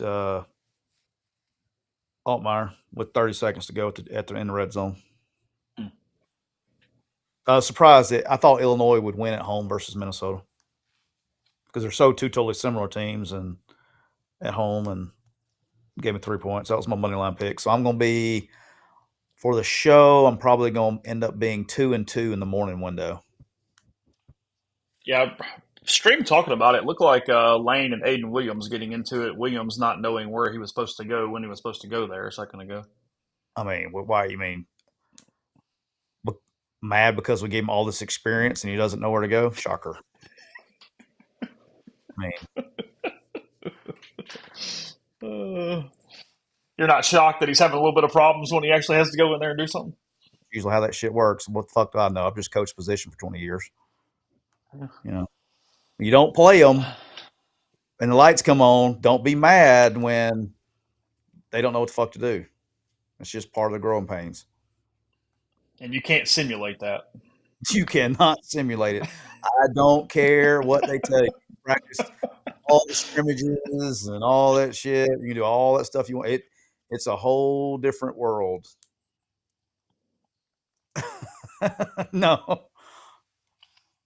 Wednesday afternoon, getting the scout team out there, not the same thing. Getting everybody on and off, and I really did. I had a thing I called vet mode, and it was 500 snaps. It was like somebody was like, I considered being a vet when you reached 500 snaps in your career. Like and this is what I would tell my players, if I trust you enough to put you out there for 500 snaps, because I'm trusting you to be able to feed my children, because if you suck, I don't get to feed my children. So if I put you out there 500 times, then we've reached we call it our elite level of trust. And so I'm pretty much guaranteeing you that Aiden Williams he's not a member of the 500 snap club. I could almost guarantee that. Yeah, I feel quite confident. And so let's see how many snaps Aiden Williams has played in his career. What do you think? What's your over under? Over under. This is his second year, right? It is. I'm going to go 120. Offensive snaps in his career. You're going 120? Yes. This year, he's played 71. Okay. Last year, he played 123. He's played 194 career snaps. Okay. So he still played. So maybe by the time he's a senior, he'll get to 500. When he's playing for Mississippi State next year, maybe he'll get to 500. Yeah. Going deep with Simmons. Another interference call. By the way, they just threw a ball 35 yards with 2 minutes to go after they've scored 63.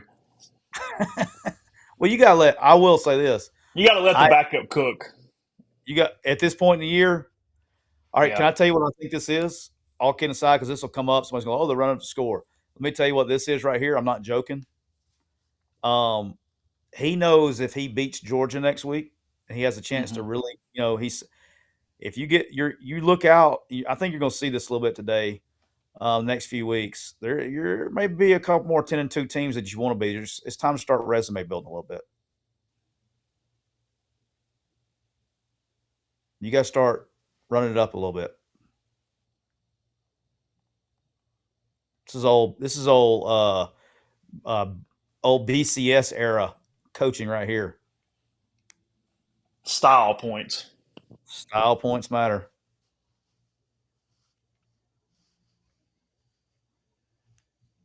That's a good point. They showed the one Arkansas guy in the stands by himself. There was nobody else even in the picture. What do you think he was looking at on his phone? His betting for the day? No, he's probably trying to figure out how in the hell does a guy that's got thicker ankles than me is running the ball right now for Ole Miss. He was literally up here drinking a Hey, beer. look, Jordan Watkins is smiling and happy today. He's chilling. Dude, this guy right here just left this guy carrying the ball for Ole Miss just left the Sigma Chi frat game last week. He wore Who New is Balance. this? Who is this? This guy wore khakis and a New Balances in his freaking pregame dress, guaranteed. Who's running the football? I don't know. Hey, I'm telling you, they pulled him from the frat game. What's the Sigma Chi? What's the big frat game they have every year? Yeah, the Charity Bowl, the Sigma News, and the Sigma Chi's or whatever it is. Yeah, this guy was the MVP of the freaking Charity Bowl. This guy was wearing khakis and New Balances to pregame meal. Stacy makes a good point. He didn't know when to go in the game and where to go. KA, I apologize. Connor. KA's. Oh, they got that upset. They take that shit serious now. Don't we getting? Oh, he left. The guy said the game's over.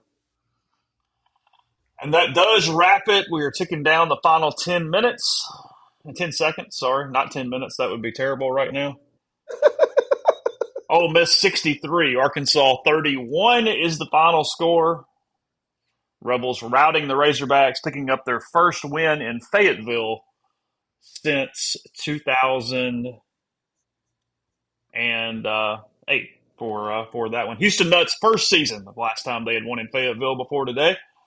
That's when the Arkansas fans were throwing bottles of urine on the Ole Miss sidelines toward us at the end of the game because we walked down, and that was that in the ninth that Chuck Rounsaville got into a fight with an Arkansas video staffer, and Michael Orr helped the boy out and got the other guy arrested instead.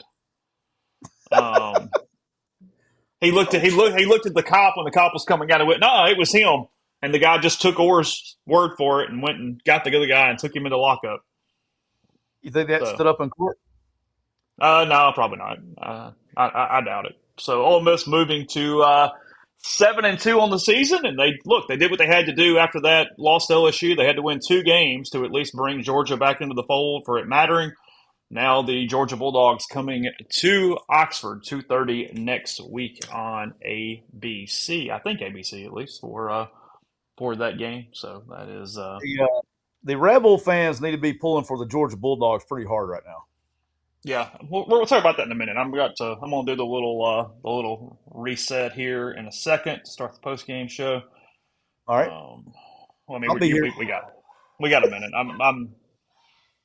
I have to go in and change the text and stuff at the bottom, so I'm doing that right now.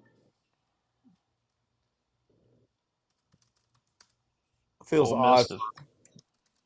It feels odd that I just turned on 2:30, 2:30, and then I look at CBS as Oregon and Michigan, and Florida, Georgia, which has been the CBS 2:30 game for my whole life, is now on ESPNU.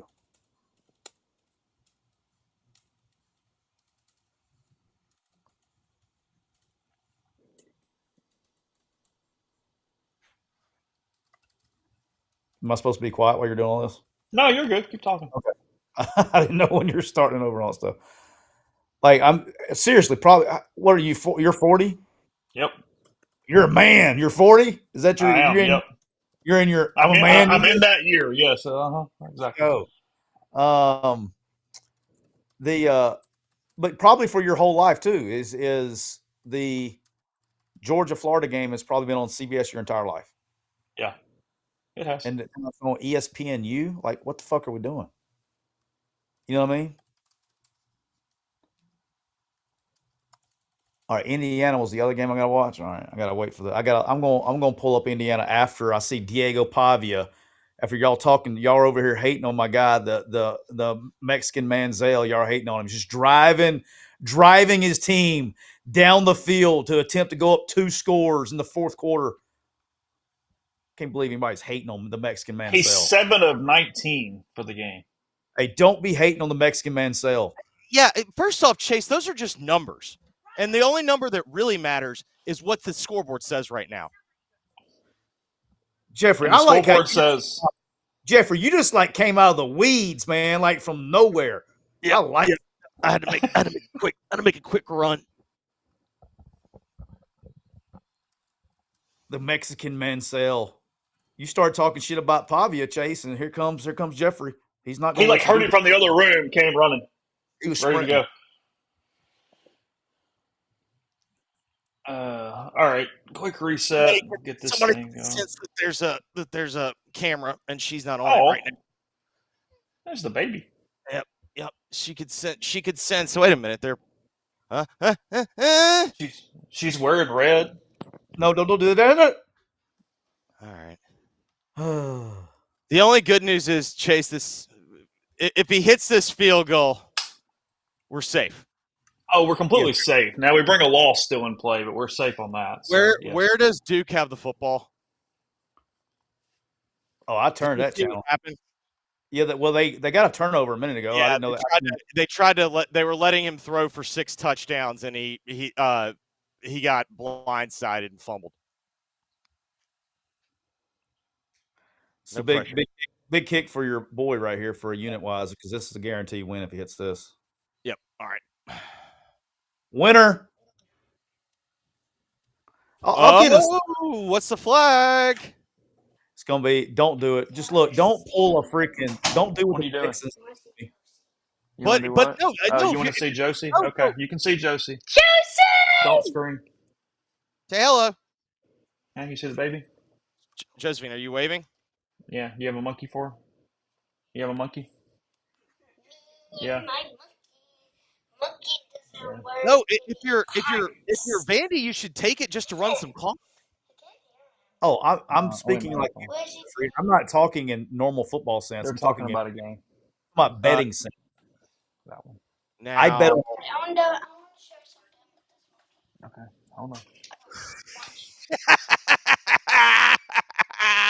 Oh, what a well-coached football team!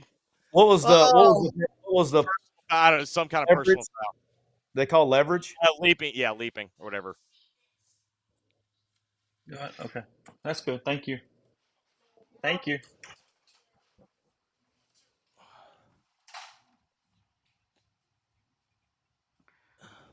See, I'm going to get Jeffrey. I'm fixing to get the same thing that happened to me with the Texans the other night, man. Oh yeah.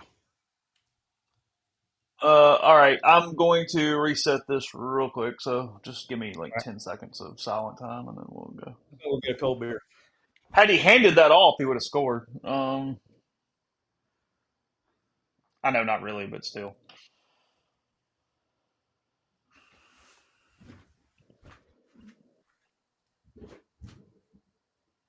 Yes, it is unusual to see cute faces on the screen. You're exactly right, Willis. All right, here we go real quick.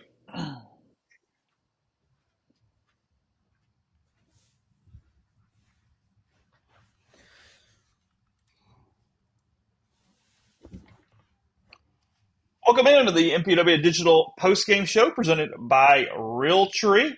Realtree, as always, MPW15 is the discount code, 15% off at Realtree.com. Appreciate them every single week. Fall's a special time of the year, not just for football fans, but for all of those who love the outdoors, whether you're cheering from the stands, gearing up for hunting season, tradition, family, friends, and unforgettable memories. Realtree brings you that same passion, delivering best-in-class camo products, including the all-new purpose hunting pattern, Realtree APX, also Realtree Legacy, plus some of their popular old-school patterns. Again, Realtree.com, MPW15, 15% off your order. I'm wearing the hooded bamboo right now. Very comfortable, very light, excellent. Siskey showing off the cap over there as we are here in video form as well for the MPW Digital Postgame Show to discuss Ole Miss's 63-31 demolition of the Arkansas Razorbacks in Fayetteville this morning. Ole Miss winning in Fayetteville for the first time since 2008. Jackson Dart breaks Archie Manning's total offense record from 1969. He breaks Matt Corral's passing record from his career in the game, 515 for Jackson Dart. And then Jordan Watkins, 254 yards. That is the new all-time Ole Miss receiving record for a game as well, bringing Jonathan Mingo's record just one of two of the top 10 performances in Ole Miss school history receiving-wise to come in SEC games. So that's where Ole Miss sits now. They are 7-2 overall, and they host the Georgia Bulldogs next Saturday at 2:30. Georgia just now kicking off against Florida.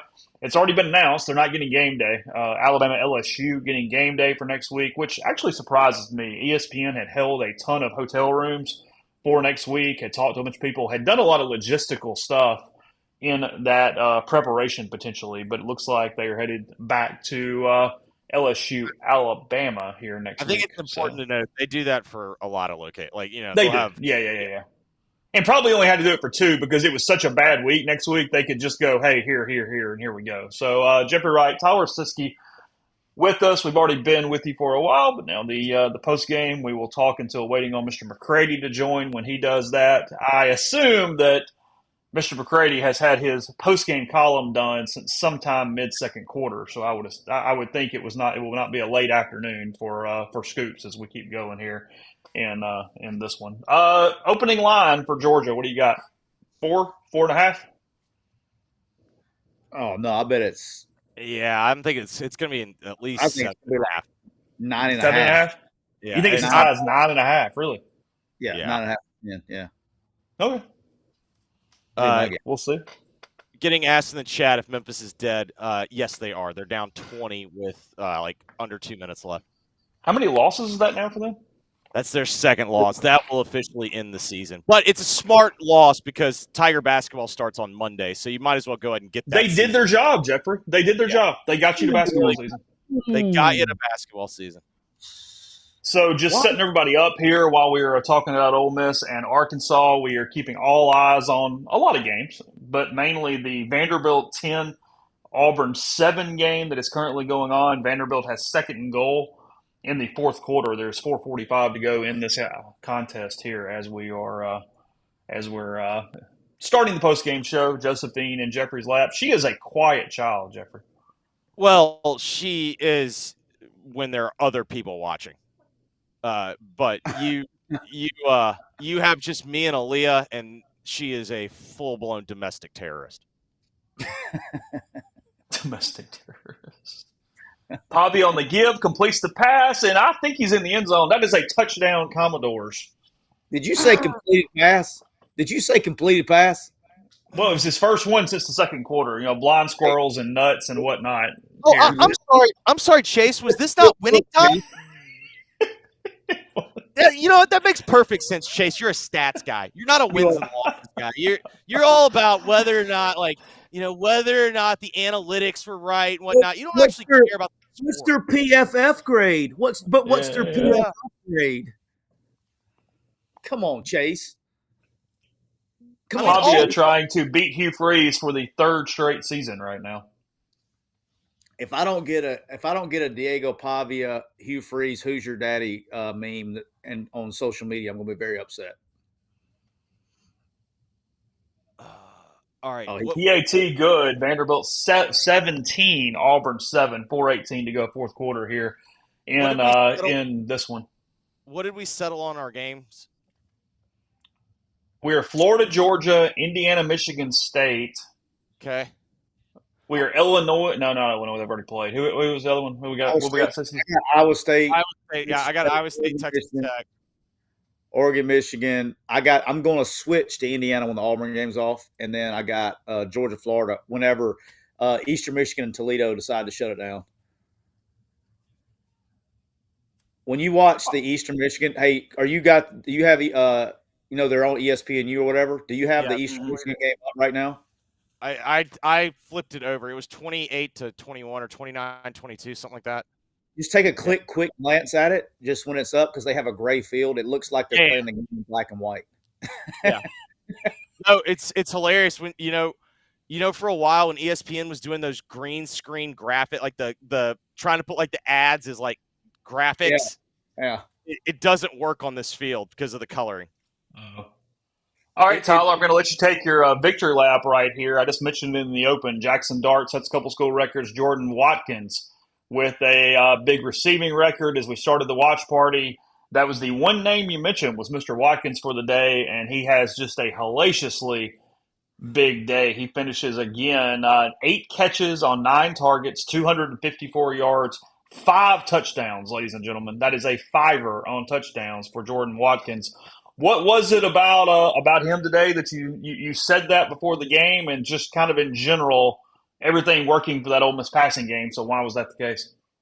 Yeah, well, one, Trey Harris being out, that was obviously one. Two is, I thought they really made strides last week. I know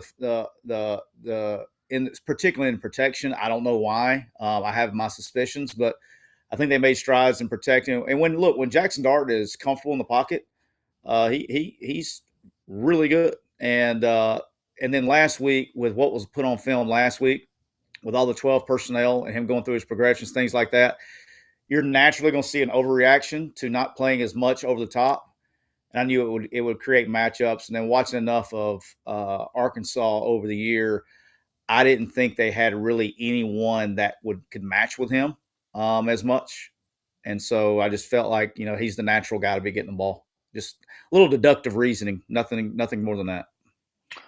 Arkansas coming off that big win from a score standpoint over Mississippi State last week, but Ole Miss setting tone on both sides of the ball. But look, Henry Parrish gets banged up. They had a running back by committee there, kind of toward the end. Dominique Thomas comes in, plays meaningful snaps. Just gut feelings here as this thing moves forward with Bentley, Thomas, I guess Amos, and Jones would be what we're looking at right now from an Ole Miss running back room, outside of Logan Diggs coming back at some point, were that to be a possibility. I'm not going there at the moment, but I guess that dumber things have happened. But just in general, guys, what are we kind of thinking on this Ole Miss offense moving forward?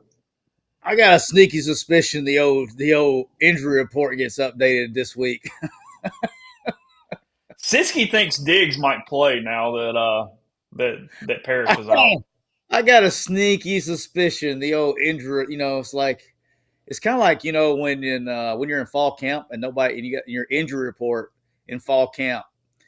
It's like 800,000 people. Like everybody's on the injury report, and then when you come to the staff meeting on the first full practice of the first game, it's like there's nobody on it anymore.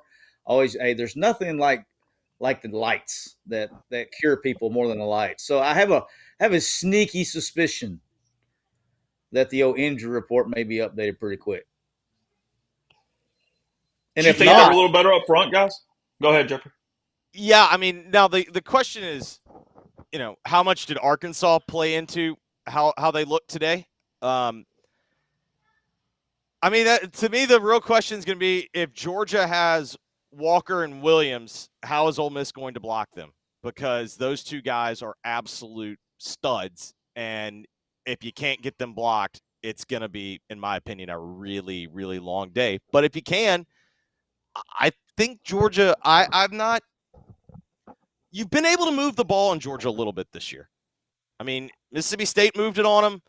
I mean, basically everybody moved it on them except Texas. And you hit the nail on the head, though, is, you got to work backwards. But what you're saying is correct. The reason Georgia's good on defense is they create negative plays and turnovers. Yeah. And if you can stay out of that, if you can prevent that, and that's what you were talking about protecting, yep. right? Yep. If you can prevent the negative plays and turnovers, then they can get moved. But obviously that's easier said than done. Right. Those are really special players. Yeah. I mean, Texas says hello.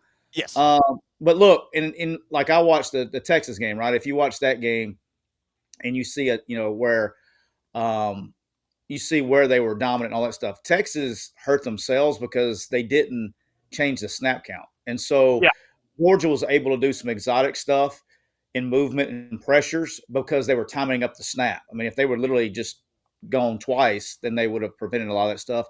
And they were not able to change the mic points and protections or flip the protections. And that's why they got, and that's part of the reasons that Ewers had to come out. But obviously I think, Lane will see that. And I mean, he's pretty good at what he does. He knows Kirby. He knows the defense very well. So at the end of the day, it's going to, I think home field advantage will be a big thing. And just got to play clean. They're going to have to play a clean game next week. Now, I want to say this too before this turns into some narrative about, what did Arkansas pretty good team. You know, they did beat the number 7 team at home. They beat the number 7 team, gave them their only loss of the year at home. Pretty sound win. So I wouldn't underestimate what happened today. If I was an Ole Miss fan, I think that's to me, it's the best game they've played all year, most complete game they've played all year. And it's no good. Auburn is wide right, turning it back over to the Commodores. 2:17 to That's go. perfect, Vandy though, up 10 at 17-7. Let's see if he Q's now got celebrates. well, he's got the perfect way because that kid's missed 2 today. Q now has the perfect scapegoat. I didn't see him celebrating after that one, Chase. Vanderbilt is about to be bowl eligible, by the way. This would be number 6 for the Commodores. And you know who's not going to be bowl eligible this year? The Auburn Tigers. That is correct. Not gonna get there. By the way, brilliant call by Hugh there. By the way, his kicker is, I think, 5'11" this year. So go ahead and take that 50-yard field goal instead of trying to get 4 yards. Hey, can I also say this in advance? Yep. What's today? Today's November 2nd? Yep. I do not care who they're playing. I do not care what bowl game it's in. Take Vandy Yes. and points Yes. in the bowl game. Yes. They will be so They are going to play. used to play in a bowl game. They are going to beat the shit out of somebody. They play one of those teams that really is mad with all the opt-outs, and that team is going to be in football hell that night. Like, it is going to be. You go play like a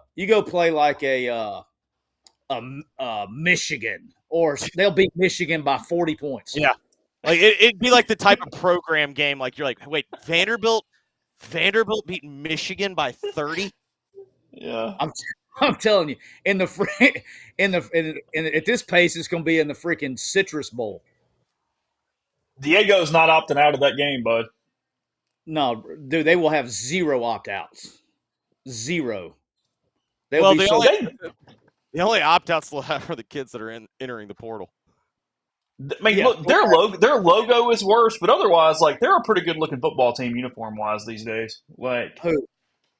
Vandy. I agree. The gold really pops.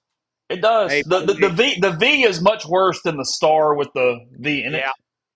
Not that anybody cares, but Eastern Michigan just threw a Hail Mary to down 7, threw a Hail Mary to tie the game, and now they're going to go for 2 for the win. So the good news is that, and by the way, Ole Miss alum, former coach Grant Hurd, the wide receivers coach for Eastern Michigan, they're going for 2 for the win. Yeah. He's not a big fan of the cold weather. Siskey, is there an argument for, or either one of y'all, not just Siskey, I don't know why I thought about that, but is there an argument for Clark Lee over Signetti for Coach of the Year? No, not at this point. Nah. But yeah, I mean, I guess it kind of depends on how Indiana finishes. Like if Indiana makes the playoffs, no. Yeah. Well, yeah, of course, I get that. But yes, Clark Lee deserves SEC Coach of the Year. Like, go ahead and send the award to him. Don't need a vote. Because Vandy does. I think Vandy has one. Does Vandy have one more? Like, I think they have. They obviously have Tennessee left, but don't they have one more like winnable game? I don't know because they played Ball State late in the year, so I don't know what their deal was. Pulling it up. My poll, by the way, that I just ended was 10% of y'all said you had pinto beans and mayonnaise because Siskey thought that any rural area would be overrun with people who have had that dish. That just means that 90% of the people in the poll wear New Balances and khakis to go work out in. Remaining schedule is South Carolina, LSU, and Tennessee. Jeffrey, that was a big win today. Big win for the. I was going to say, I think this was a big one. Big win for the Commodores today. Yep. And I think that's why we saw the effort. They could muddy up Carolina next week. I'm so mad. This line was so ridiculous. There was no reason. Like, Tyler, how much football have you watched? Well, that's my point. It was so bad. Let me tell you what it was. Such a bad line that you're like, it has to be Auburn here. Like, you know what I mean? Yeah, that's what I'm saying. The reason the line moved is it was like the Texans and the Jets the other night. Everybody's like, oh, they're trying to bait us. I'm just going to pick the other side because it's so ridiculous. So this is a Vegas get right game. They're like, ha ha ha. Sometimes we do it right. We do trick you. All right, excuse me, boys. I'm gonna have to go. I need to go. I don't know why. There was zero reason that that line should be where it was at. Now, if you told me it was 3 or something like that, I would buy it. But you're giving them 7 in this morning, 7 in a hook. Come on, man. Ole Miss scored 63, Siskey, without running the football at all today. I mean, Ole Miss still from a running back situation with Parrish. No, I got a point. Stop. Don't yell yet. Shit, Chase. 42 rushes, 132 yards, averaging 3.1 a carry, and that includes 50 yards from Jackson Dart. So running backs, not much at all. My point is this doable the rest of the way, or I mean, are you making something out of the run game as it was today being a problem? Like, where do we sit on this from a more long term standpoint? I don't think it was a problem, but look, here at the end of the day, this is where football's at right now. Is there are, and it's a stat that a lot of coaches believe in. Is there is a direct correlation between the amount of explosive plays you have in a game to winning success, obviously. And like, dude, they were getting chunk plays in the passing game, right? And so, I mean, I don't think they ever even tried to do it. And it wasn't, because they were just getting chunk plays at will. You know what I'm saying? Like, I don't think it was like, oh, we can't run the ball today. You know what I mean? Does that make sense? Like, I just, But I mean, again, this is not like some negative comment. I'm just trying to spin it forward a little bit. I mean, I still think at some point you do have an offensive issue when you've played how many? 5? Is that right? Yeah, 5 SEC games, and Ole Miss has 1 rush of more than 20 yards. No, I agree that I'm just saying this particular game, I don't think they even really tried. Yeah. Now, the only thing that you can say is like now the very first drive of the game when they got stuffed on 4th and 1, I didn't agree with that call or personnel group or anything. They were beat on the board. They were beat in personnel. There was no rhyme or reason for that one besides trying to catch them off guard. But they just didn't really. I didn't go, oh, they just really sucked in the run today. But look, if you can you're going to need to run the ball at some point in time for sure. Like we've talked about, early in the year, it's like, look, there's a point in time in the game that, 4-minute drill, you're going to have to run the ball against somebody to close the game out. Guys, I think Freeze forgot about the 2-minute timeout. He did. Yeah, there's no doubt. Yeah. What happened? I was looking at the Florida game. What happened? He called timeout with 2:01, and it was 4th down, so they punted. So he burned a timeout, and the punt just got the 2-minute timeout. Yeah, you got to do it. You can't do it no less than 2:10 to get an extra play. Well coached. It's okay to do that if it's 2:10, but you can't do it. You can't do it when. Well, it wasn't 2:10. It was 2:01. It is the same 3 numbers, but in a very different order. Yes, it's that same dyslexia thing, right? He must have that same number dyslexia thing. I mentioned this during the actual show, so make sure I repeat it here. Ole Miss now with, let's see, doing the quick math, 17 sacks the last 2 weeks. They got Oklahoma 9 times. They got Arkansas 8 today. Taylor Green holds the ball a lot. Now, he only played about half this game with injury. Singleton came in and completed 11 of 14 in his stead. But while the game was still a game, if you want to call it that at any point, Taylor Green was in the game there for Arkansas. He holds the ball for a long time, but he's tough to bring down. He hurts you on scrambling when he gets out of tackles. He forces a lot of missed tackles. Ole Miss with their front 7 today playing extremely well, including the defensive line just blowing everything up. Walter Nolan played better than his stat line will ever show because he was blowing everything up at the middle. As Siskey, as you said during the game, when the A-gap's being blown up, there's not much you're going to do from an offensive standpoint, and that's where Arkansas lived offensively today. It's highly overrated, blocking the A-gap. It's just extremely highly overrated. Hey, I do got to give a shout-out to ESPN here. So are y'all watching the Florida-Georgia game? I am. Yeah. So on ESPNU, they have a command center where they show the they got the spider cam with stats and everything. Well, as a football nerd, you get to see the different angles, right? And so you can watch the game a little in a different. This is the way I like to watch the game. Now, command center is great because they also have the numbers. Like you get the stats. Yeah, like constant stat. 41 sacks, unconfirmed source says, leads the nation for Ole Miss, by the way. Yeah, I think they were number 1 coming in, I think. Hey, Chase, how many sacks did they credit 4 with last week? 3. Gotcha. I think Yes. on like ESPN, because I missed the game live, so I had to go back and rewatch it. Like they gave him he was like a crazy high number on ESPN. It's like 6 or 7 or something. They must have counted tackles for loss and run plays or something. Or were they? Do you think they were just totaling up, like crediting a half sack as a full sack? I wonder if they were doing that. I don't know, but it was like an insane number last week, and I was like, "Holy shit!" And then I watched the game. I was like, "He didn't have that kind of game. He had a great game, and not like that." What'd you think of the tight end play? We talked about it a lot during the game, but you guys they got Wright hugely involved. Pre-scoring didn't. If he played, it was very minimal today. I'm not 100% sure. It may have came in, but didn't factor into the stats at all. He's okay. Didn't factor in the stats at all. But we were talking about Siskey during the first All game. All yeah. game. There was about during the first half, Siskey, that they were trying to get the tight end involved, and they were even kind of working it into the way they were scheming and doing different things. They threw off that same variation multiple ways to get Wright out in space. Yeah, they did it today. They did a really good job getting in 3x1 sets matched up on the mic. And it must have been a matchup they liked. It seemed both teams had the same problem, not carrying 3 vertical, but did a really good job in the motioning and getting rock and roll at the back end, getting the mic matched up on play action, getting him clear. But look, it's good for him. It's good to get another guy involved. Obviously, and I think sometimes I know nobody wants Trey Harris out, but when it forces you to be a real quarterback again and distribute the football, I think that will help you when 9 does come back. Because look, Lane, and they probably get him back next season. Next week to some extent.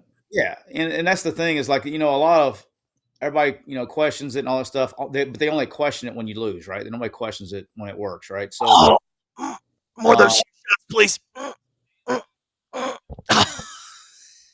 I wonder if Freeze knows that he can get the ball back with like 10 seconds if he burned his timeout. No, he does that thing where he gives up. Like when he thinks they're like last year. I mean, they're down 2 scores, so he probably didn't give a shit. Yeah, but like last year, they could have. He could have like gone for 2 and gotten the onside kick. Like he just gives up.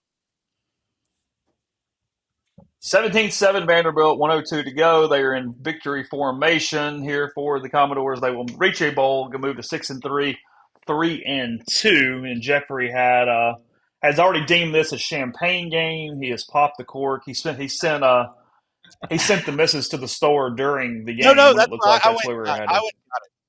Oh, that's where you went. Oh, okay. Yeah. I didn't realize that's where you were headed. My bad. Oh yeah, because Josephine just woke up, and so Aaliyah's like, I've got to handle that, and I was like, well, I got to go get the champagne. And normally people would be like, you're jinxing it. No, I knew exactly how this was going. This became a champagne game at the start of the year. We talked about, hey, if it's Vanderbilt, is this a Pavia? Is this because of what it does to him at this point? What put it here for being a game worth the bottle popping? Because this means he's going to be 1-7 in the league. Okay, and he's going to miss a bowl. And this idea that they're for sure bringing him back, he hadn't gone to Tuscaloosa and taken that ass kicking yet. They might surprise you. They might go get one at Bryant, didn't he? No, they usually get blown out there. It's when it's at Jordan Hare, that's when things get weird. Since you got PTSD right now, probably as we're having this conversation. Oh, I'm actually trying to find the. I'm trying to find the fucking Peacock because I didn't realize that I'm trying to find the Indiana game. Oh, I was like, where the hell is that? I forgot. I'm trying to freaking find it. They're getting beat. Indiana's down 10-0. Oh, come on! I took 8. Well, thanks to Chase. Chase talked me into taking Indiana. The stream did. You said, let's take a vote in the stream, and all I did was read the results to you. And the majority of the stream wanted you to take Indiana.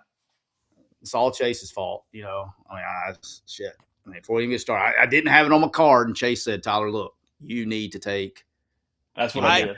I was here for that conversation. I remember that. Lock of the day.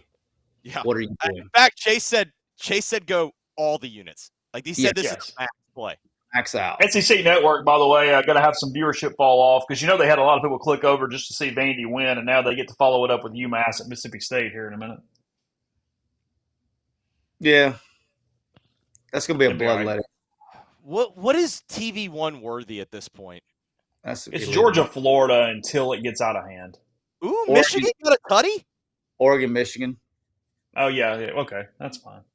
Hey, by the way, when you were starting the stream over, there was a I don't know what the deal is. There's a Michigan offensive line injury on a turnover, and his knee went backwards, and they showed the replay. Like, why? Well, they did the same thing with Parrish during the Ole Miss game. They went slow-mo with a pause during the Parrish replay after he got banged up. We'll obviously ask Neal what is said after the game, but things turned in ways they should not. I like how you said banged up twice to describe that. It was worthy of all the banged up I could muster at that point. So just I'm telling you, if that dude plays another snap this season, he should be his bone density should be studied. I think if he plays another snap ever again, his bone density should be studied. No, he'll be all right. He'll be all right once that heals. May I read you a couple of threads that my friends have sent me from auburnsports.com? In one second. Are that real quick, one question, you can do that. Are they going to – I mean, do we think they're going to start Dominique Thomas at running back next week? Next week? Yeah. What number is he? He's the kid that came in, 26. No. The kid from Alabama. No. You sure? They'll start me or you before they start him. He got the majority of the snaps once Parrish got hurt. A lot of practices between now and then, boss. Well, and also, I mean, if you know you're basically down to your last running back and you're up 38, what were they up at the time? Aren't you maybe perhaps putting someone in there that you're going to need his leg? Maybe they pulled a Chase Parham and said, you know what, let's get out of here. I need a little more here from somewhere else, but there is it's a rumor. I'm classifying as rumor, but there's some optimism. It's not as serious as we potentially think. There's no way. I'm not at liberty to read the text as is, but I'm just saying that is what is sort of funneling out. I know probably where that came from, but dude, I know I watched his shin being like a regular flex shaft with me swinging it on the first tee. No, not normal. No, Tyler, that wasn't regular flex. That was the senior flex. Like it was like the one that yeah, it was like a banana. So we'll see. We'll see what comes out of that. But just FYI there as we move forward. Go ahead, Jeffrey. He's got a rubber tibia. This must be somebody from the Freeze family. Nix needs to be gone. Because Derek. God, Derek calling all those plays, man. Derek could get fired and get the USM job. That'd be a nice payday situation. That'd be the double tipping. They're probably going to get the wish. It is time for a serious conversation. Someone on the beat, please ask you some tough questions. There is no more talent hoarding for the next coach of the portal era. Do you miss Gus yet? I'm pro Freeze, but man, going for that field goal ought to be a fireable offense. Hugh making history at AU.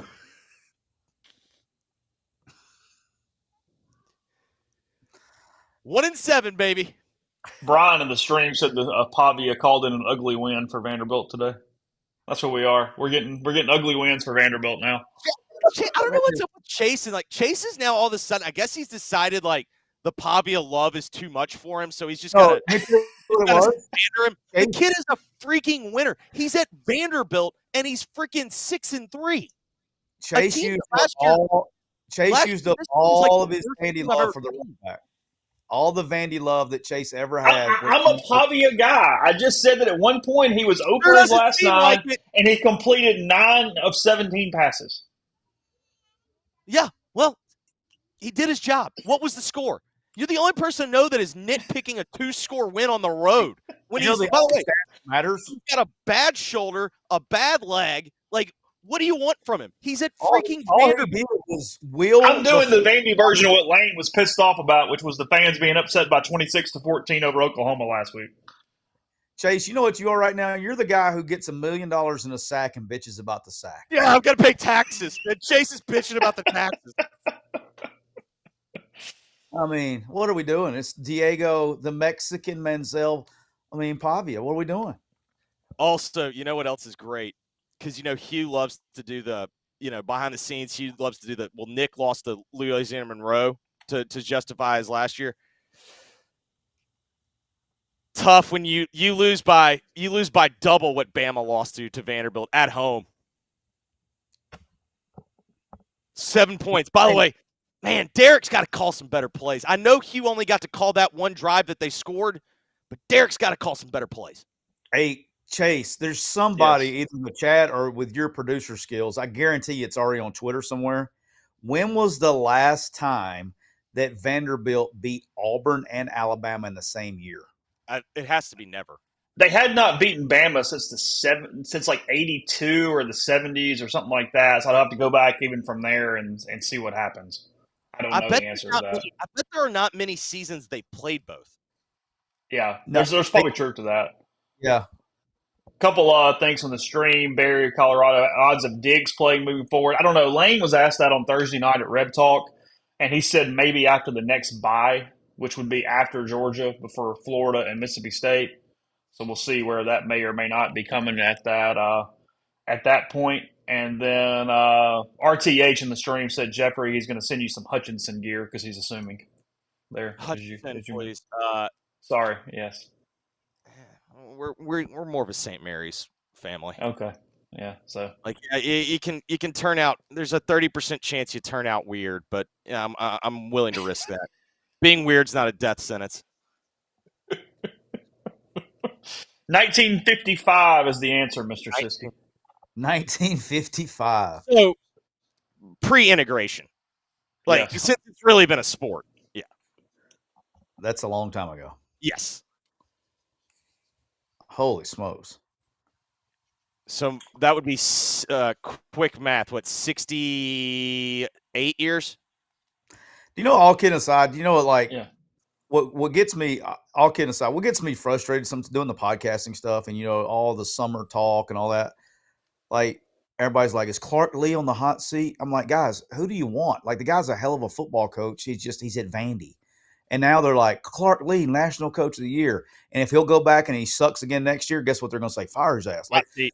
At some point in time, I wish that, okay, he is a good coach. Why are they not winning? You know what I mean? I'm a coach defender, but it's about play. If this doesn't show you that it's about players and not coaches, I don't know what else does. Now, acquiring the talent is it's part of the job. Yeah, that's part of the job, right? So I don't necessarily get upset with play calling. There's a couple scheme things, but I don't get necessarily upset with that as much as now you can get upset with acquiring a talent. You know what I'm saying? Because that's part of the job. But even in some cases where it's kind of gotten weird now, where you're put in a position where you can't even acquire or maintain your rosters anymore. So some coaches are getting crushed, and it's particularly in the lower levels. And that's been the thing with Vandy, right? Is Vandy can't really just go attack the portal because of admission requirements. There's very few, and per sources, and I feel strong saying this, there were some. There's a lot of people that wasn't on board with bringing Pavia in either, because of his academic stuff.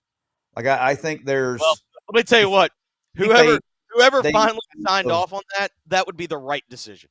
Well, yeah, but it's like James Franklin. People think that they don't understand how the roster thing worked since James Franklin when he was there, because he got waivers and he was able to actually recruit normally.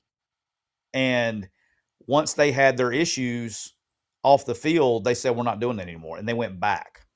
And so James Franklin's really the only coach at Vandy in, the last however many years, 40 years, that's been able to recruit normally.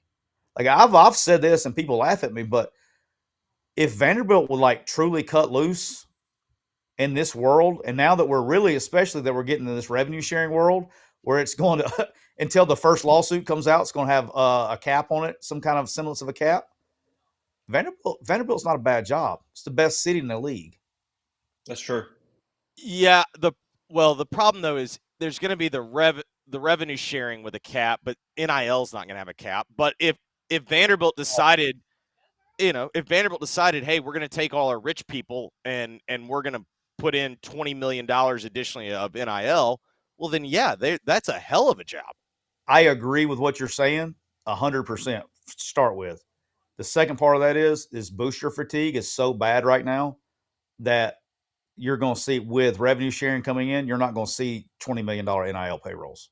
Yeah, I think that's more than fair. But you're going to have the collective stuff with like the subscription models and things from the normal fans, but you're not going. I think you're going to stop seeing the booster that gives $3 to $5 million a year. Yeah. I mean, at a certain point, I keep waiting for someone to go, wait a minute, how much money did y'all get last year? Well, we're there, boss. We're there. Per sources, we're there. Tyler, obviously, I mean, throwing in some Ole Miss stuff here when we're watching these two games, but Dart, huge day. I mean, talk about records. We've done all that. I mean, I'm not focusing on that part necessarily because they are what they are. But he was incredibly locked in. We've already talked about this a little bit, but I mean, he's a guy who, I mean, maybe in like the second series of the game, he was cussing and ranting and at the coaches and whatever. But spending the entire TV timeout going nuts. Chase, we do not know what he said. You can't say for certain that he was swearing. It's true. And it's second. It's second party. Somebody told me what they thought he was saying, but that's kind of where we were there. But either way, he spent multiple. Allegedly, yes, he spent multiple going at it. But dude was locked in a must-win game. I mean, you were over there getting a little excited, Siskey. You're kind of guy you want to coach today for Dart. That's my guy, man. Are you kidding me? Like, what are we doing? Yeah, that ball game was over right then. Like, look, man. I mean, that is probably me. I've had a lot of success with those type of guys, and that's like you just know. I mean, like, how many chill quarterbacks are really good? It's a pretty low number, isn't it? Like, you really just think about it. Just think about it. Most of the good ones have some shit in their neck.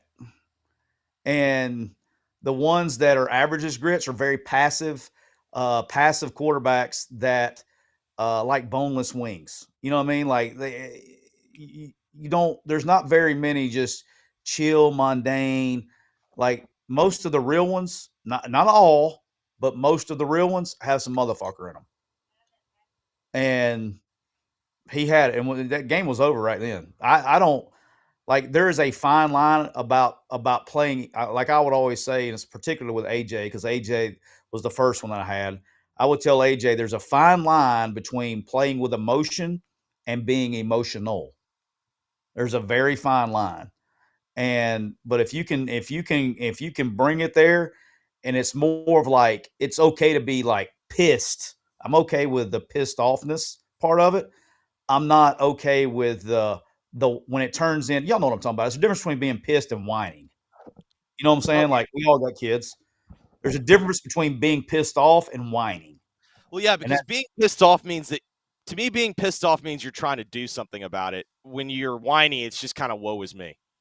Yeah, there's a difference. Well, like, there's a difference between being pissed off that you didn't execute the play, or you're complaining about the officials. Like, those are two different things. Like, when he was, that was a good sign early in the game.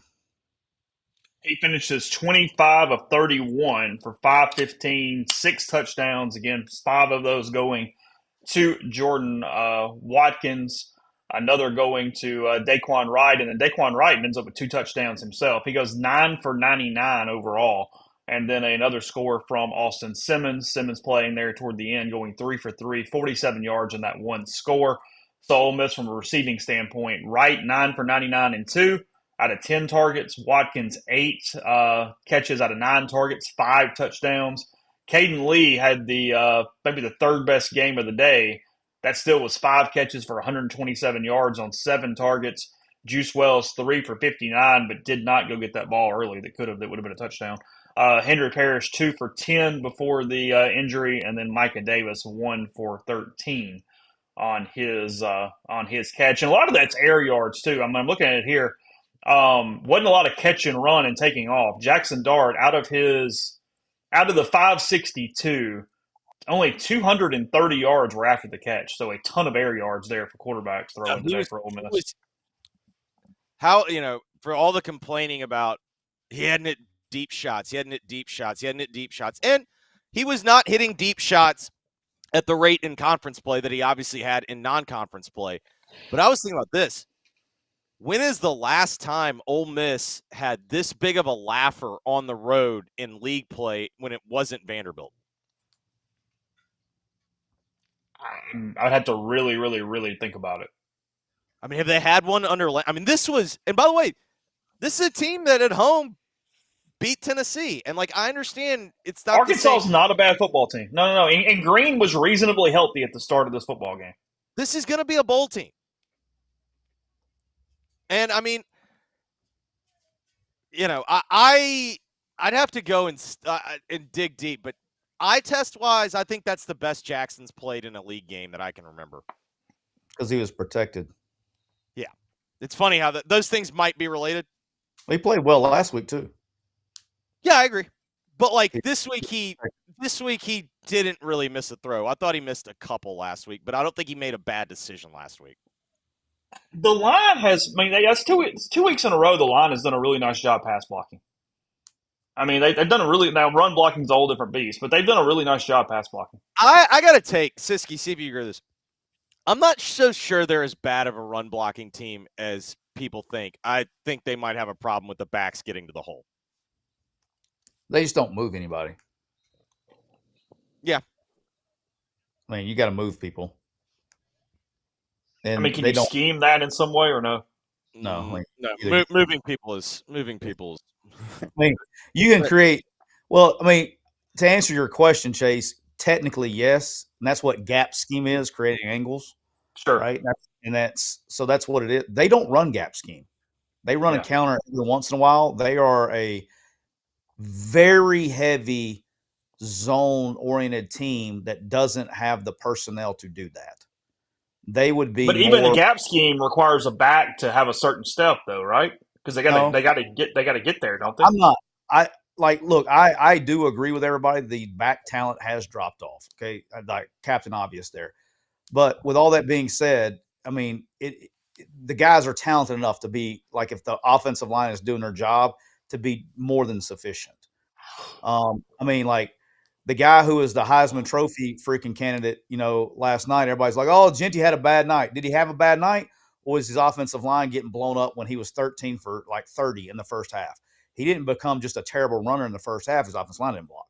So for me, it's they get on the right bodies. They create stalemates, but they don't move people. They don't eject anybody. And so how do you do that? You create angles. Well, they're not based on what they do in the RPO game and all that stuff, they're not a heavy gap scheme team. And so it's hard to do that. It's not hard to do it. They just don't do it. And you can also do steroids. I mean, sure. Sure. I mean, you could go see them. I thought he was asking for ideas. Well, how often do they really test? I mean, you're probably okay, right? No, you will get caught. You will get caught. My brother said they only test once a year. You're good. It's in your system long enough. You will get caught. If you, that's the one. Always laughing. All the PEDs. No, they're not. Not with that attitude. No, they're not.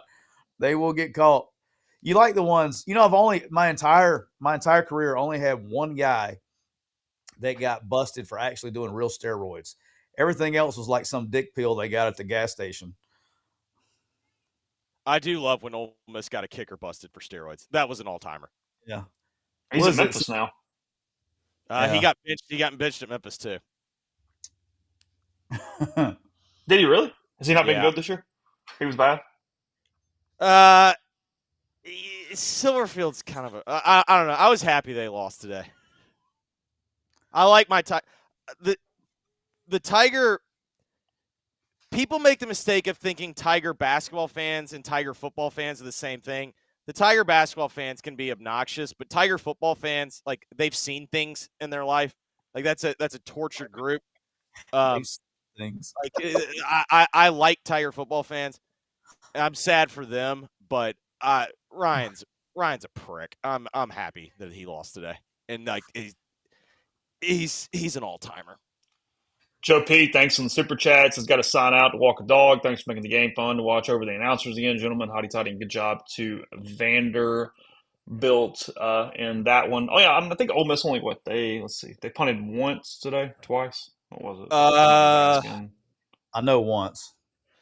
Yeah, because one time he kicked it out of the end zone when he kind of had a bad punt. Miss had 12 drives. They scored on 8 of them, and all 8 scoring drives were touchdowns. That's insane. Okay. Ole Miss didn't kick a field goal. They punted twice. Tyler, is a 90% drive success rate, is that good? That will win some games. Guys, Arkansas averaged 7.6 a play and got beat by 32. Yeah, because Ole Miss was averaging like 10. Like, Ole Miss is averaging a first down every time they touched it. Yeah, I get it's fun with stats. I understand, but I would actually wonder what that number would actually be before 3 got. He had a bunch of explosive runs there towards the third and fourth quarter. Also, they were still around 6. It was like around 6 a play. But the other thing that really stood out, Ole Miss had 9 penalties for 90 yards, but it's funny how when you're up like 50, no one's really paying attention to penalties yet. Yeah, the officials did not. The officials they played a great game today. They didn't miss. Arkansas had 62 yards in the first quarter, 140 in the second, 136 in the third, and 154 in the fourth. Once it got away, Ole Miss by quarter went 120, 242, 243, and 89 for 694 total yards. 6 of 12 on third down, and then defensively, a lot of guys with just 6 sacks or so. Daugherty, Paul, Washington all with 6, Moore with 5, Pegues with 5, Perkins with 4.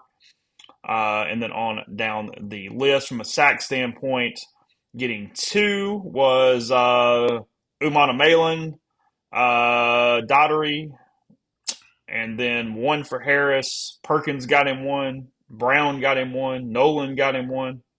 Eccles got him 1. So 8 sacks total for the Rebels on defense again. Boys and girls. Yep. Boys and girls. He schemed up an explosive. Following a Carson Beck pick. By the way, I believe that means Beck is now 8 touchdowns to 9 picks in SEC play.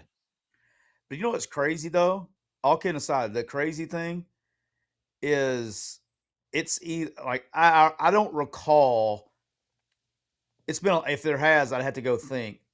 This guy completes at like a 67%, 76% in like the last like 4 weeks, but he's thrown like 7 picks. Like somebody's catching the damn thing, I guess. I don't know. It's very odd. Like touchdown Minutemen, by the way. UMass 7, Mississippi State nothing. So you could run this up the flagpole.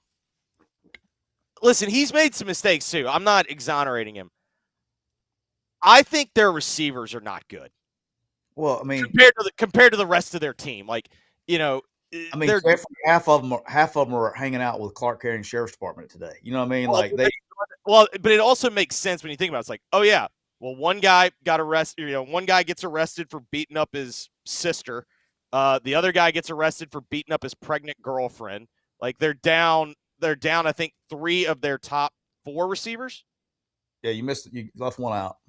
But yes, yeah. But like the whole room has been like is like when they don't even have an injury bug. They have a Clark County Sheriff's Department bug. Yeah, 13 plays, 76 yards for UMass here. And again, a lot of people will listen to this in podcast form tomorrow, so you already know the final. But yeah, 13 for 76 in that one. This game could alter it, obviously, but I asked you guys toward the end of the regulation game, for Ole Miss. You think this line's coming out somewhere around 9.5 next week? Yeah, I mean, as Yeah. long as Georgia wins the game, but Wins. I would say going into the game, like if it was less than that, I would probably take Georgia to cover. Yeah, Ole Miss needs Georgia to win this football game. They do not need Florida to win this football game. Because you don't need you need Georgia with having room to screw up. You know what I mean? I'm more convinced than ever that when you play it when team, it's like I'm convinced with the Texas Georgia game, man. I think when you give, it's like when Georgia played Alabama in the SEC championship game. When you have a team that's against the wall, a good team, when you have two teams that have good players, good teams, and one's against the wall, and one's got room. I mean, it's like the NFL. It really is. It turns into the NFL. Chase, what did I write? Chase, what did I write in picks about the Ohio State game? Yeah, it's the same thing, right? It's the exact same. Had more to lose. Ohio State. I mean, I know they're technically not done if they lost that game, but that's the ultimate hungry dog runs faster, man. Like Penn State could afford the loss much more than Ohio State could. Siskey, unconfirmed source on the stream says that yesterday FanDuel opened it at Georgia -4.5. Yeah, how much can you bet on? Ask what the limit is, because if it's is there a limit on that game? Yeah. Wow. Because I remember Ole Miss, or I'm sorry, when Memphis opened up early against Florida State, and it was like Florida State -1, and that ended up being a 7-point line, and that right there would tell me, like, yeah, I bet that is kind of an enticement of, hey, Stignetti's in his bag. Did you see that play? Yeah. Stignetti's in his freaking bag. That's scheme right there. Holy smokes. That was a lot. One guy we pointed out throughout Ole Miss's game today, by the way, was Chris Paul, the former Arkansas Razorback, who he had no emotional qualms about playing his former team today. He was all over the damn field. He was really good for Ole Miss. He's been looked good all healthy year. Too, which is pretty consistent. He's been a little banged up. He's been really. He also has 2 or 3 of the dumbest penalties I've seen all year. He does. Yes, that is correct. He had one last week on the horse collar. Did you see Tyler? When you watched film back, did you see the one where he hits the guy 4 yards out of bounds, and instinctively the teammate that was chasing the play that was through fun. the flag? Like, do you see? He's yeah. like. His own teammate goes. It wasn't like it was the Oklahoma guy going, "Where's the flag? Where's the flag?" It was his own teammate, just like not even thinking, just involuntarily like that flag. Man, so this can be multiple choice. Austin Simmons throwing the ball there late. Was that just simply letting a backup run the offense? Was that style points, or was that making sure your backup quarterback that's pretty talented is some semblance of happy for later? No, you gotta let. I mean, because he may have to go. He's one play away from going in. Well, I mean, isn't everything also an RPO? What's that? Isn't everything an RPO? Yeah, but they were throwing. They were doing some like 30-yard air yard throws though. Yeah, that wasn't. That was a little deep for an RPO. You're talking about the one that tied in, right? Yeah, down the seam. Now. Yeah. You talking about the 8 call touchdown? Yeah. I meant the one he overthrew right when he first came in. He had like a tight end down the seam. Oh, yeah. No, but you can't. You're not going to throw deep on RPOs unless it's a fade. The only deep ball you'll throw in RPO is a true fade versus press coverage, but the ball's out. Like if he's holding on to it at all, it's not RPO. Do y'all think Davis Warren was good in high school? I have no idea who that is. That's the kid that's trying to play quarterback for Michigan right now. No, he's like their third team guy if everybody was around, though, right? Well, he was their starter. Yeah, he did start the year. That's right. I mean, I would say he was good in high school. Unconfirmed source again on the board makes a good point. He goes, "I'm in Mississippi, so FanDuel isn't even letting me pretend to make a bet on it right now." Yeah, I think that's what they might call a promotion. They're trying to get you to go to the state line. Unconfirmed source. They're trying to make you get in the car. Wait a minute! I can get Georgia under a touchdown. There's nothing, Chase. There is nothing funnier than during the I play DraftKings on fantasy, right? Which you can play and Mississippi. So you get, but the balance goes to the DraftKings Sportsbook. It's the same account. Yeah, sure. And so during the when we get to the playoffs, I only like playing fantasy football when like all the games are going. So when you get to the playoffs, I will want to bet DraftKings. I'll use that balance on the NFL playoffs. And so I will drive to the state line. Like you leave Oxford, you go up 7, and then you hit 269s the fastest way. And then you hit the state line right there. There's like an exit. On Friday afternoons, it never fails. You will hit that exit. There'll be 6 cars underneath that freaking. Everybody just hammering in, punching a Yeah. bet. Yeah. Uh-oh.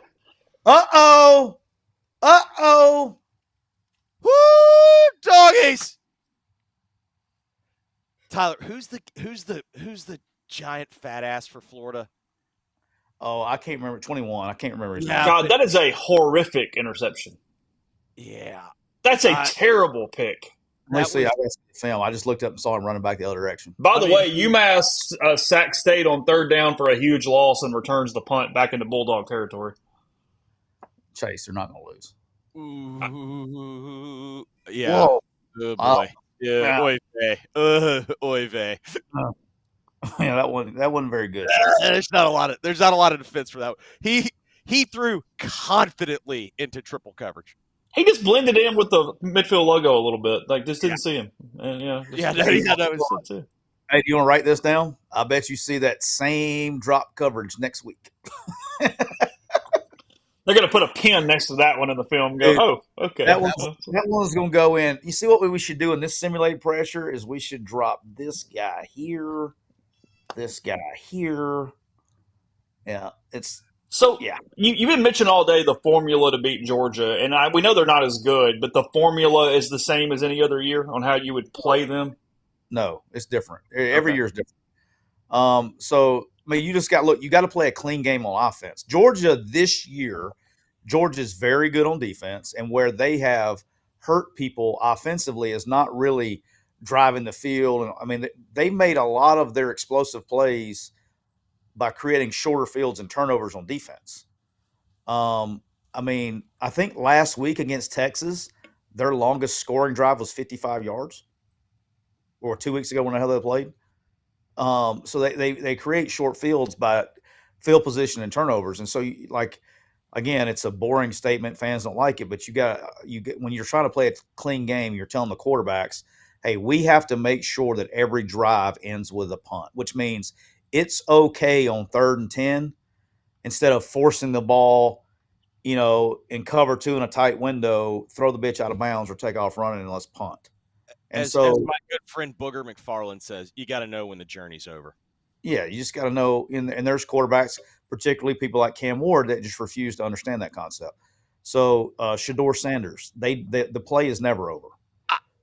I'm with you on Cam. Shedeur recently, the last 4 or 5 games, Shedeur's played some pretty damn good football. Shedeur Sanders gets himself sacked more than the offensive line. That was true all last year and early. He's getting the ball out of his hand right now. I'm telling you, man, he's playing like I had Cincinnati last week, and the whole game, I'm just like, he was infuriating how well he was playing. Yeah. But listen, hey, nobody runs into more sacks than freaking Jalen Milroe. That guy just rips. He doesn't know they're open when he's looking at them. Correct. Let's see. The other thing that would be kind of noteworthy, Georgia's offense hasn't been great in the red zone. Yeah, I don't know. I have no idea on stats.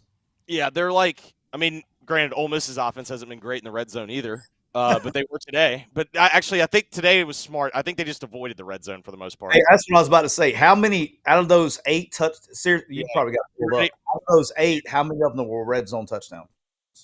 All right, here we go. All right, so I know the one before the half was obviously a red zone touchdown. No! God dang it. Iowa State. Stupid. Okay. Wright, 4-yard touchdown. That's a red zone touchdown. Watkins 62, Watkins 66. So that's the first. We also forget that we believe they had their first defensive touchdown today. So the first 4 touchdowns, only one was 2, 3, 4, 5 of the 5 of the 9 touchdowns. But there are 8 offensive touchdowns. So 5 of the 8 offensive touchdowns were red zone. 5 of the 8 were red zone? Correct. Okay. That's more than I thought. Also, I think other than was Pegues the only one that had a rushing touchdown? Yeah. Ole Miss that's correct. Ole Miss ran it 42 times for 132 yards. I guess, hey, still can't run the ball. He should have had 2 rushing touchdowns. You think Van Buren's back at State next year, Siskey? Yes. Well, didn't somebody pony up like $8 million for them this year? But it's only going in if revenue sharing comes in. It's not for the collective. It's only for the athletic department to use for costs once that happens. Good. Barring barring lawsuit. That was good PR, by the way, then, because they made that seem like that was going to be like a changing donation. Barring lawsuits, okay? Barring lawsuits, the revenue sharing in the power conferences is going to slow down transfer quarterback play. You won't see as many transfer quarterbacks. Because you'll be able to pay your quarterback if nothing else. You will have enough money to pay your quarterback. Yeah. Man, Aiden Childs loves throwing it to the other team. Let's go. Chase, that was a hell of a fucking pick you got me to do, dog. Thank you. Hell of a decision you made, Chase. Ever since I've turned on Peacock, it's gone from Michigan State up 10-0 to down 14-10 with Indiana with the ball at the 40, the plus 40. I mean, and look, in our little picks on the side, I'm coming off back to back 6 weeks after being maybe the worst in content history. So hey, we're riding the wave. What are you against the spread right now? Not good, but I've gotten it back to within like 3 of 500. I was like, 14 under, 16 under, or something. I'm having a good year against the old spread. But now, it's actually harder, and maybe I don't know what y'all do necessarily similar or different exactly. But like, we don't do any money lines, and it's actually harder for us because we can't put different units. Like, we're just one unit on everything. So like, when you're keeping up with the total for the year, that's a different animal. Yeah, that's all we just do the one unit. We do one money line. So if you take out the money lines for what we do, I think I'm at 62%, 63% against the spread, which I'm usually like I usually get better as the year goes on, which is a lot higher than I was. I finished up. I went hot at the end of the year last year. I went hot at the end of the year last year to get above 50%. I was struggling a year ago this time. Well, but I think I'm like on the show against the spread. I think I'm 15. I'm 22 out of my last 30 against the spread. I am not. I believe also, though, this is like I think the last 2 weeks have been like historically like Johnny Q Public has won big. So shout outs to Chase. That's a horse collar tackle. They're not going to call that. How many money lines have you hit, Siskey? I've hit a few, but I haven't hit any. I haven't played any big. Like, I lost today, obviously, but I've hit I think like a one. I've hit 2 maybe. I think 2. I know one I hit. I hit plus 175 with the Georgia Bulldogs against Texas. Yeah, so that was my biggest one of the year. Like, I'm on the show. The only reason why I'm close to breaking even this year is because I unloaded the clip on Georgia in that game. Yeah, I don't. But that's the thing with me, and like even me playing personally, I never bet more than one unit on the game, and I don't do parlays. I Oh, even used to do. personally, you never go multiple unit, really? No, never go multiple units. And I bet including the money line, I bet everything that I say on the show, every single thing I say on the show. And then if I add one, like I added the Indiana game, and I'll probably add one because I only have like 1 or 2 games going tonight. I think I only have one more pick. I never do more than a unit. Tyler, I used to do that, and then week 2 I went like 2 and 12.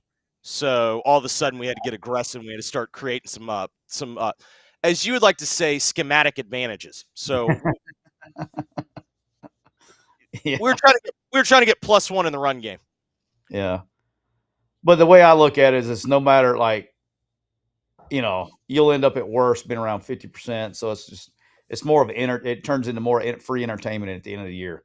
Now you're not going to make enough to, like, if I hit something big, Chase, like I got hot in golf this year.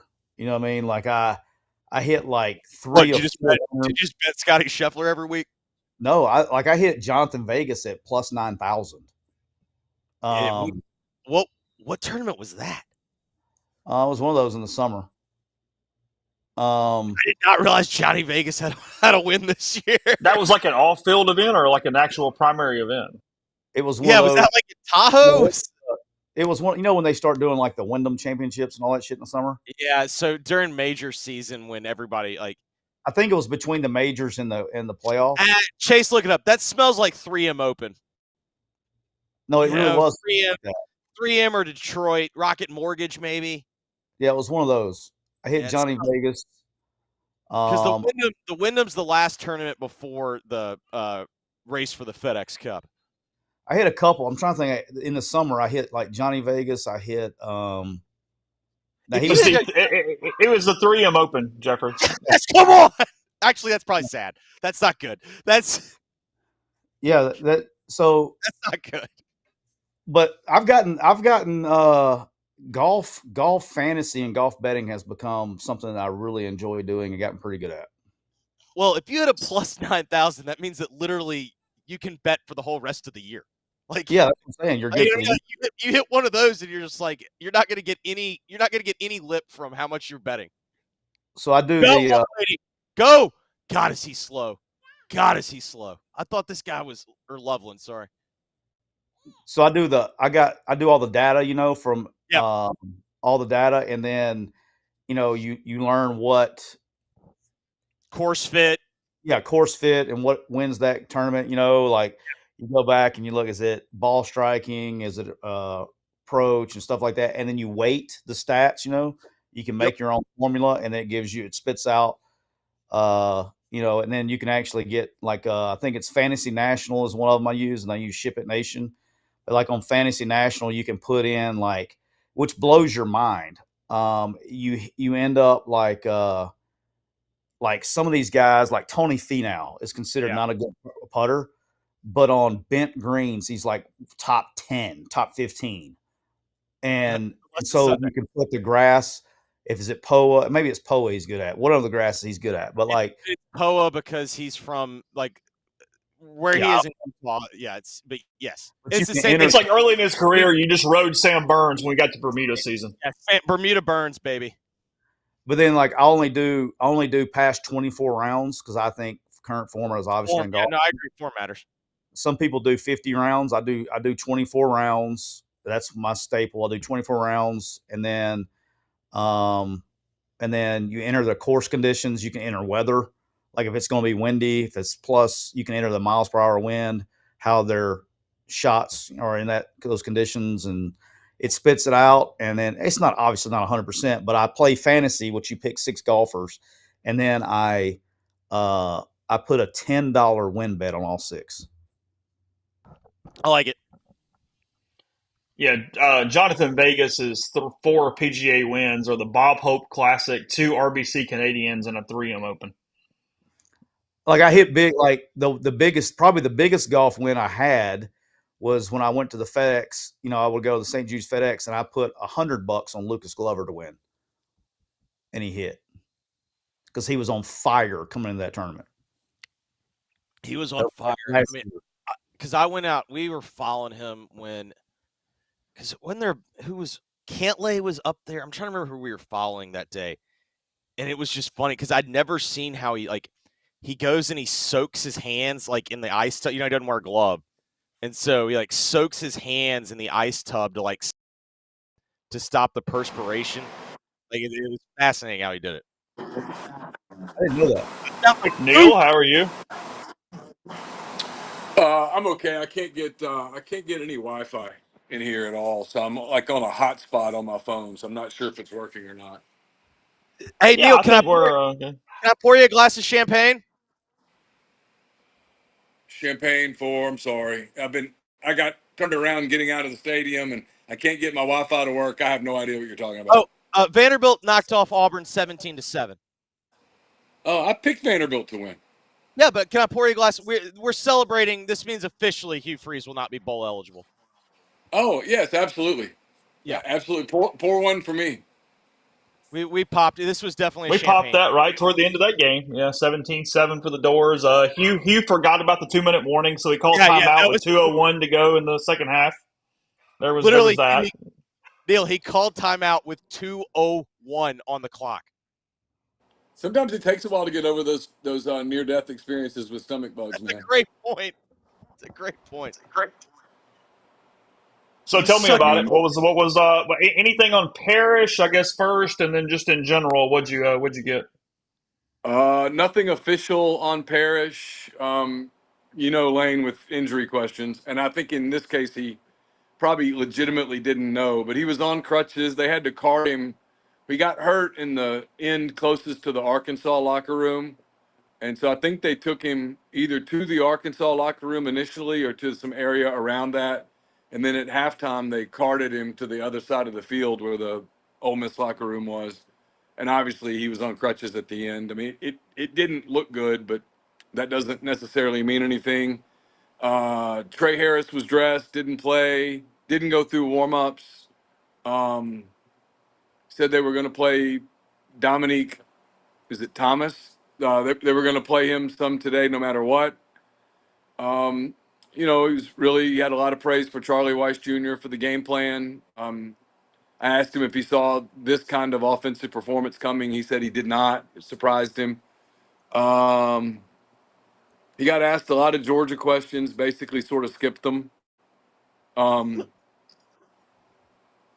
And then trying to think if there's any. It was, we talked to both Jordan and Jackson, obviously record-breaking games. That's in my notebook. I'll get that video up to people. I'm probably going to get back to my hotel and get it in then. It's in our I've got it loaded to MPW Digital, but I can't get it loaded to rebelgrove.com because my Wi-Fi just won't let me. But we talked to them, talked to TJ Dottery post-game. Again, a lot of Georgia questions. I think everybody obviously knows what's coming next week and what's on the line, and but they weren't really ready to dive into that this afternoon. But it was a dominant performance. Obviously, offensively, it was just big play after big play after big play. Big game for Daquan Wright. Obviously, a big game for Jordan Watkins, and I thought Jackson Dart was as good as he's been in an Ole Miss uniform. Yeah, could you tell how fired up he was? I mean, we were talking about a lot of cameras caught him. I mean, cussing and screaming, but probably in a really good way early in the game. Mad about play calling just because he was sort of in the moment of perfection. It seemed like there. I mean, it's mannerism wise, it's about as locked in as we've seen him. And then he executed too, whatever that ended up being, 25 of 31 for 515 or whatever it was. Yeah, I really couldn't tell because we're on the opposite. Press box is on the Arkansas sideline, so you really couldn't see over there how animated he was in the first quarter. I know that for a minute there they were pretty upset when they didn't get that first touchdown, and then they got it defensively. But then after that, man, they just kind of got rolling. I mean, like I said, they were pretty elite. The other thing that they did up front that they did really well that probably hasn't been talked about by me at least was just how well they handled things up front. I mean, they gave up one sack, I think. Thought they did a really good job of keeping the pocket pretty clean for Jackson, and then they were just able to make plays. They played a really really high level offensive game. I think Lane was a little frustrated probably with what he saw in the second half from the defense, but we talk about this all the time. They're human. They're not machines. You get up 42-10, you're not losing. I think you lose a little of your intensity. And then I think you have to give the young quarterback for Arkansas some credit. I thought he made some nice throws and did some nice things for them.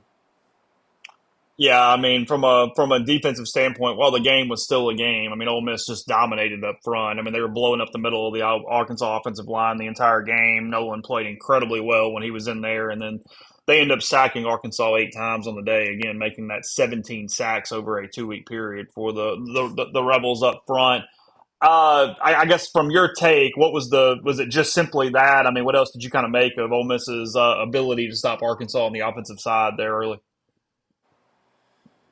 Yeah, I just think they're so good up front, man, that when they play an average to below average offensive line, and I think that's what Arkansas is. I just think they're just such a handful, you know.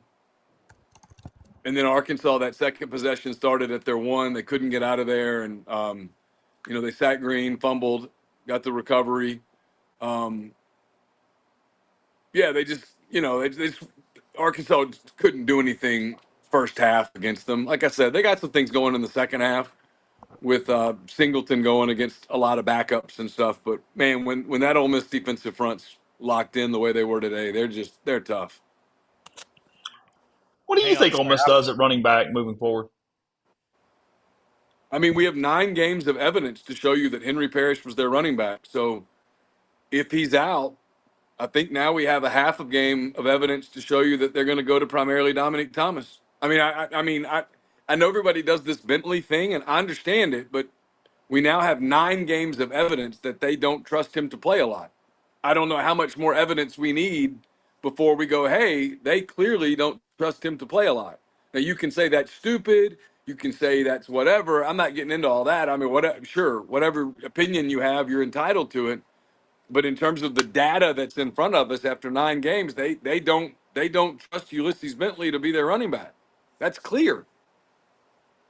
It's a real time thing happening here. The cart coming out for DJ Lagway, the Florida quarterback, Trying to as lock we're that as we're shit watching up. live. You got something lower body there, so Florida down to a third team quarterback now, even though they have a 10-3 lead on Georgia right now, 5:01 to go second quarter. There in the cocktail party in that one. So just quickly, um, Jordan Watkins with a heck of a day. First time he's kind of shown. I mean, a lot of that's just the fact of Trey Harris being out to whatever extent, but just kind of what was sort of the mood and the thing about Watkins' day today. I know it's in your notebook. Yeah, well, and I hadn't put the quotes in yet because I can't get them in, so I'll probably add those or I'll just write something separate when I get to the hotel in a little bit. You know, I think there were so many plays where guys were so wide open that I think you have to give Charlie Weiss credit for it. I mean, he called they had a hell of a scheme, and I mean, Arkansas is not a great defense, but people haven't been that open on them all year, so they obviously saw something on film that they were able to capitalize on, and they had receivers wide open down the field, and then a couple of times Dart just made terrific throws and catches. And, I mean, if I think they're starting to feel like, based on the second half of the Oklahoma game, and then obviously all day today, that maybe they're figuring it out a little bit, and just in time, because I mean everybody knows what's at stake in 7 days. I mean, obviously, you don't have to be a genius to figure it out. So, um, I think Trey Harris is close based on what I've heard. I was a little surprised based on what I was told late yesterday that Caden Prescorn even tried to give it a go. He was not moving well at all in pregame, but they were able to overcome that with Daquan Wright, who had a huge game. But to answer your question, I mean, for a lot of the season, Jordan Watkins wasn't a big part of the offense. Today, he was a huge part of the offense. I don't think Caden Lee's fully healthy. So, they had to lean on Jordan and on Daquan, and it worked. I mean, they just, again, monumental game. Those two guys combined for like 17 catches or something like that. Aiden Werner now in the game for Florida. So again, the freshman from Winter Park, that's their third string quarterback coming into the game for the Gators. And if the way he went off the field was any indication, Lagway, good chance he's out for the Rebels here in a few weeks as well. That did not look like a minor injury for DJ Lagway, the Florida quarterback, as we're watching this in real time. So just That looked like a torn hamstring. yeah, Yeah, that for later on. That might that have guaranteed that Tyler's friend is about to make $26 million. I think it actually goes the other way. I think he gets saved. They're up on Georgia 10-3. You're to the third string quarterback. I think that might save you. I mean, damn, Jeffrey, he's got 3 losses: one to Miami, one to Tennessee, and Listen, I'm just trying. By the way, no, my turn. By the way, he's beating Georgia 10-3 right now when he goes out. So Right, is but Georgia that bad, or when are we going to start giving the guy credit for having these guys ready to compete? Again, we're just trying to get everybody. Joseph No, says, Call it for what it is. We're going to call it for what it is. Let's call it for what it is. Oh yeah, Tyler, I know they were just overwhelmed physically, Neal, and I mean Ole Miss dominated the football game. We talked a lot about psychology and stuff. What'd you sort of read from Arkansas, body language wise, mood around there? I mean, all that kind of stuff that we had sort of talked about going in. I mean, what was the aspect of that before this thing got out of hand? I don't know, Chase. I can't say that I paid a hell of a lot of attention to their body language. You know, yeah, I don't know that I can really answer that question. I mean, I'll give them credit. I mean, they kind of kept playing in the second half. They were frustrated defensively. You could see some of that on the bench. They were frustrated, but they I couldn't tell that I wouldn't, they didn't quit or anything. They kept playing. They just didn't really have an answer for Ole Miss's passing game. Sorry, Josephine was messing with Jeffrey's beard. I was having a moment there while you were talking. about half the time I'll wind up. About half the time I'll wind up with blonde hairs for my wife on my shirt. Now I'm adding my daughter into that equation. What time did you finish your column in a game that was 30 points sometime in the second quarter? Third quarter. Okay. Third quarter with that, and then I had the notebook basically done with about 8 minutes left, except to add details and stuff, and to make sure that I updated the score from, when I preload, everything is always 99 to 99, and so I had to make sure I fixed all of that stuff, and hopefully I did. If I didn't, it's my fault. I'll go back and fix it. Ole Miss has pass blocked pretty well the last 2 weeks. I did last week against Oklahoma. You mentioned against Arkansas. This Georgia situation is going to be completely different as far as what you're facing in a week. But I mean, the continuity still wasn't necessarily there. I mean, I know Pettis played again today. Kalepo was out. I mean, this kind of goes for anybody, but Neal start here. What are we making of the offensive line, and maybe why they're better with pass protection? And is there any translation or possibility that is improved for next week? Upset right now. We tied Clinton 1-1. We gave up an on goal. God damn it. Sorry. Oh. Yeah, it sucks. And please be my voice that there's no. Never mind. What was your question? I'm sorry. No, you're good. Yeah, that's not a good time for that to happen. I was just saying that from an offensive line continuity standpoint, Kalepo out today. Pettis didn't play last week. They've pass blocked well the last 2 weeks, but that's not because somebody necessarily came back or did anything else. So I don't feel like we're taking a lot into that into next week, facing an entirely different animal against Georgia. What do you just sort of make of where they are next week from an offensive line standpoint? I mean, they very clearly needed Micah Pettis to play today, and he did. I mean, for all the criticism of Micah Pettis, they needed him to play, and he did. I thought Diego Pounds had another pretty solid game. I think Scott's pretty solid in the interior. I mean, that's what you saw today is probably what they're going to go with. I don't know how you could put Jaden Williams in right now after he hadn't played in like a month and a half, 2 months, and go, all right, you're ready for Georgia. But, I mean, he was addressed, and he went through warm-ups, and we were told during the week that he was going to start today at right tackle, and he didn't play at all. At this point, I don't know what to make of really any of it. I mean, I was going to ask because we didn't talk about this during the show, and so Neal, I'm curious to know: does this make his comments about the right tackle on the right side of the offensive line last week? Does that make it even weirder? I mean, it's all weird, but I'm starting to think, man, as this season, weird just might be the DNA. You know, That's fair. that might just be what they are. I mean, sometimes that's. I think people hear anything like that and they think you're being overly critical, and sometimes you're just pointing out that a team has a different personality. That might just be kind of what they are. I mean, they have some chemistry stuff, and I think now they're starting to kind of get that chip on their shoulder that they got criticized, and they clearly have taken some of the criticism personally, and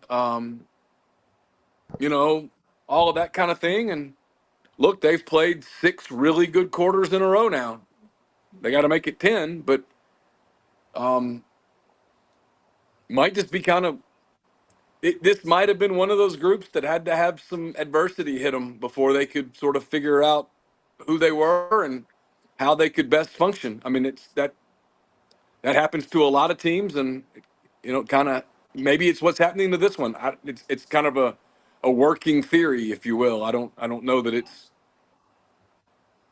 they had to maybe they had to have that kind of a stinker of a first half against Oklahoma where they went into the half down 14-10 and have sort of from the sounds of it, a bit of a sort of a therapy session / come to Jesus meeting in 20 minutes. And then they've come out, and since then they've played pretty good football for 6 quarters.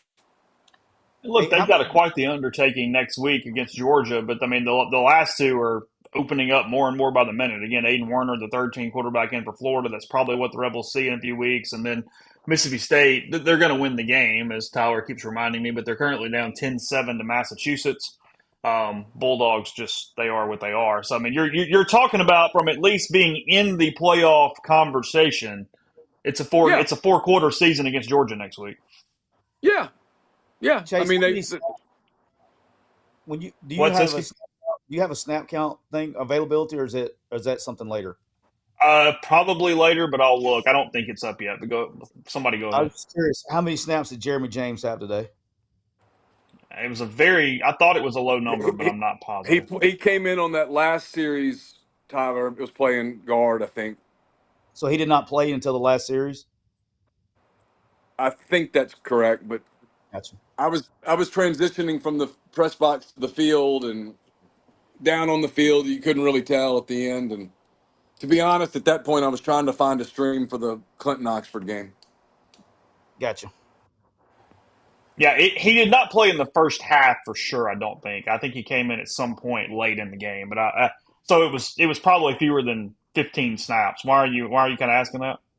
I was just saying about just trying to see if he had played early in the game when it was in competitive. Okay, I got you. Neal, you go ahead and finish that thought on next week. Yeah, it's a huge opportunity. I mean, it's like I kind of wrote in my column, they have a chance to erase the Kentucky loss in a lot of ways. I mean, you don't get to completely erase it, because if you were 11-1 instead of 10-2, obviously you'd be in a different spot in terms of the playoff and seeding, and maybe even have a home game and all of that stuff. But hey, if you're 11-1, you have a chance of the SEC championship game. Yeah, but it doesn't work like that, and so the Kentucky game's a loss. It's going to stay a loss forever and ever. And if they beat Georgia, though, they have a chance to make the tournament. And if they make the tournament, especially if they play the way they've played these last 6 quarters, they're a tough out. I know it's that's kind of where they are. I know it's putting the cart way before the horse here, but if they were able to beat Georgia, it would actually, everybody, including me, I said they were a 10-2 team, hand raised guy going into the season. I said they will lose to Georgia and somebody else. If they were able to beat Georgia and be a 10-2 team, it would actually look better to a committee with a Georgia win than not having a quality win, if that makes sense, at the same record. Yeah. I mean, Georgia would be. That's why if you're an Ole Miss fan right now, you're cheering for Georgia. You want Georgia to win today. You want to beat Georgia, and then you want Georgia to turn around and beat Tennessee. I mean, you want. I think. I mean, maybe you don't. Maybe you want Georgia to get eliminated. But if it comes No, down to a because if Georgia's their really only chance for like a true quality win, you need that to be a resume game. yeah, I mean, you do run into some math issues. Is Georgia at 10-2 getting in over you at 10-2? I mean, that's a problem I for mean, later, but I mean, that's not some sure thing. If I you got beat news them, for you. I got news for you. They're both getting in. Maybe. But I mean, A&M's probably getting in. Texas is getting in. I mean, there's not more than 4 SEC teams getting in. I agree, and I know we all. And if everything goes chalk, you would have like looking at it. Everything goes chalk the way you think it. You're looking at 5 teams.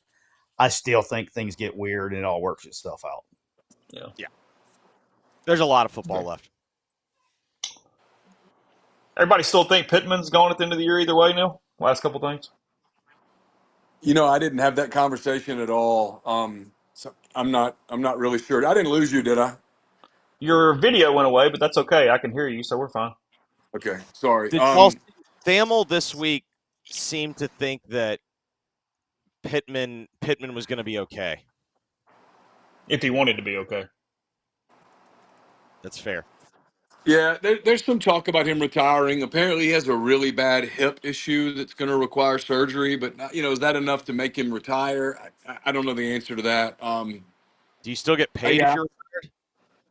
Yeah, I mean, I'm sure that they'd work some settlement out. I don't know. I mean, I just don't know. I mean, I did not. I really didn't talk to any other than some of the just like pregame pleasantries. I didn't have many Pittman related conversations. Like I said, I was trying to get done, and I was trying to find a Oxford Clinton stream. Did you have something, Jeffrey? Look like you were about to open your mouth. No. I was about to tell Neal the fact that his column took until the third quarter to finish that smashed the over. We thought you would have been done at half. I thought you were drinking I mean, beer. it was basically done at the half. I mean, I had to kind of fix a few things, and I was trying to give it some. I don't know. I was trying to make it where it didn't read like just a throwaway column because it wasn't a throwaway column. But I didn't think there was a hell of a lot to write from today. I just thought the story is next week and the opportunity that is next week. I mean, again, if they beat Georgia, they're probably making the playoff, and that Kentucky nightmare sort of goes away. And if they lose to Georgia, the Kentucky nightmare probably gets even bigger. It becomes a worse nightmare because you look back on that game and go, "How did that happen?" And yet it did. It's like everybody keeps doing the one play, this play, and I'm like, yeah, but it's a loss. I mean, it sticks with you, and so you had to find a way to overcome it. And if they beat Georgia and they beat Oklahoma, they won here. They'll almost difficult for me to imagine they lose to a Florida team with the third string quarterback, and I just can't see a world where they lose to Mississippi State at home. You probably make the playoff, and if you make the playoff, number one, the season's a success. There's no spinning that, and then number two, you kind of are a dangerous team, and there's a part of me that wonders if this team might just be better away from home than it is at home for some reason. It might just kind of have that personality. Yeah, I mean, they have a disappointing loss on the road too. I mean, I think to your point, I think the story of the day is this is the type of game, everybody knows what next week could be.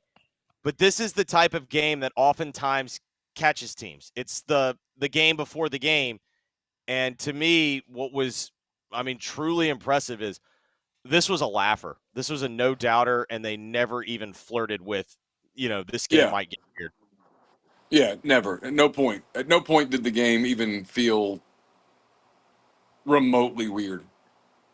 Really, even when Ole Miss was stopped at the 1 because Arkansas had done nothing offensively. They had no yards, and you went, okay, well, they can't score, so it doesn't matter at that point. Yeah, They're and get it even though they got stopped at the 1, we found, what was it, 3 plays later they get a Yeah. defensive score. You know what I mean? Yeah. Yes, targeting on Georgia right now is only out for the game, not next week, as Tyler wrote in the stream, because it's first half. So there's that. Well, hey Neil, we'll all kind of get out of here. We've been on for quite a while since around 11 o'clock. You actually get to get to a hotel room around 5 o'clock. You're not even leaving today. You get kind of one of those little better road trips there for you this weekend. Yeah. I'm gonna get back to the room and do a little work. I'll do something on Dart and Watkins and them, and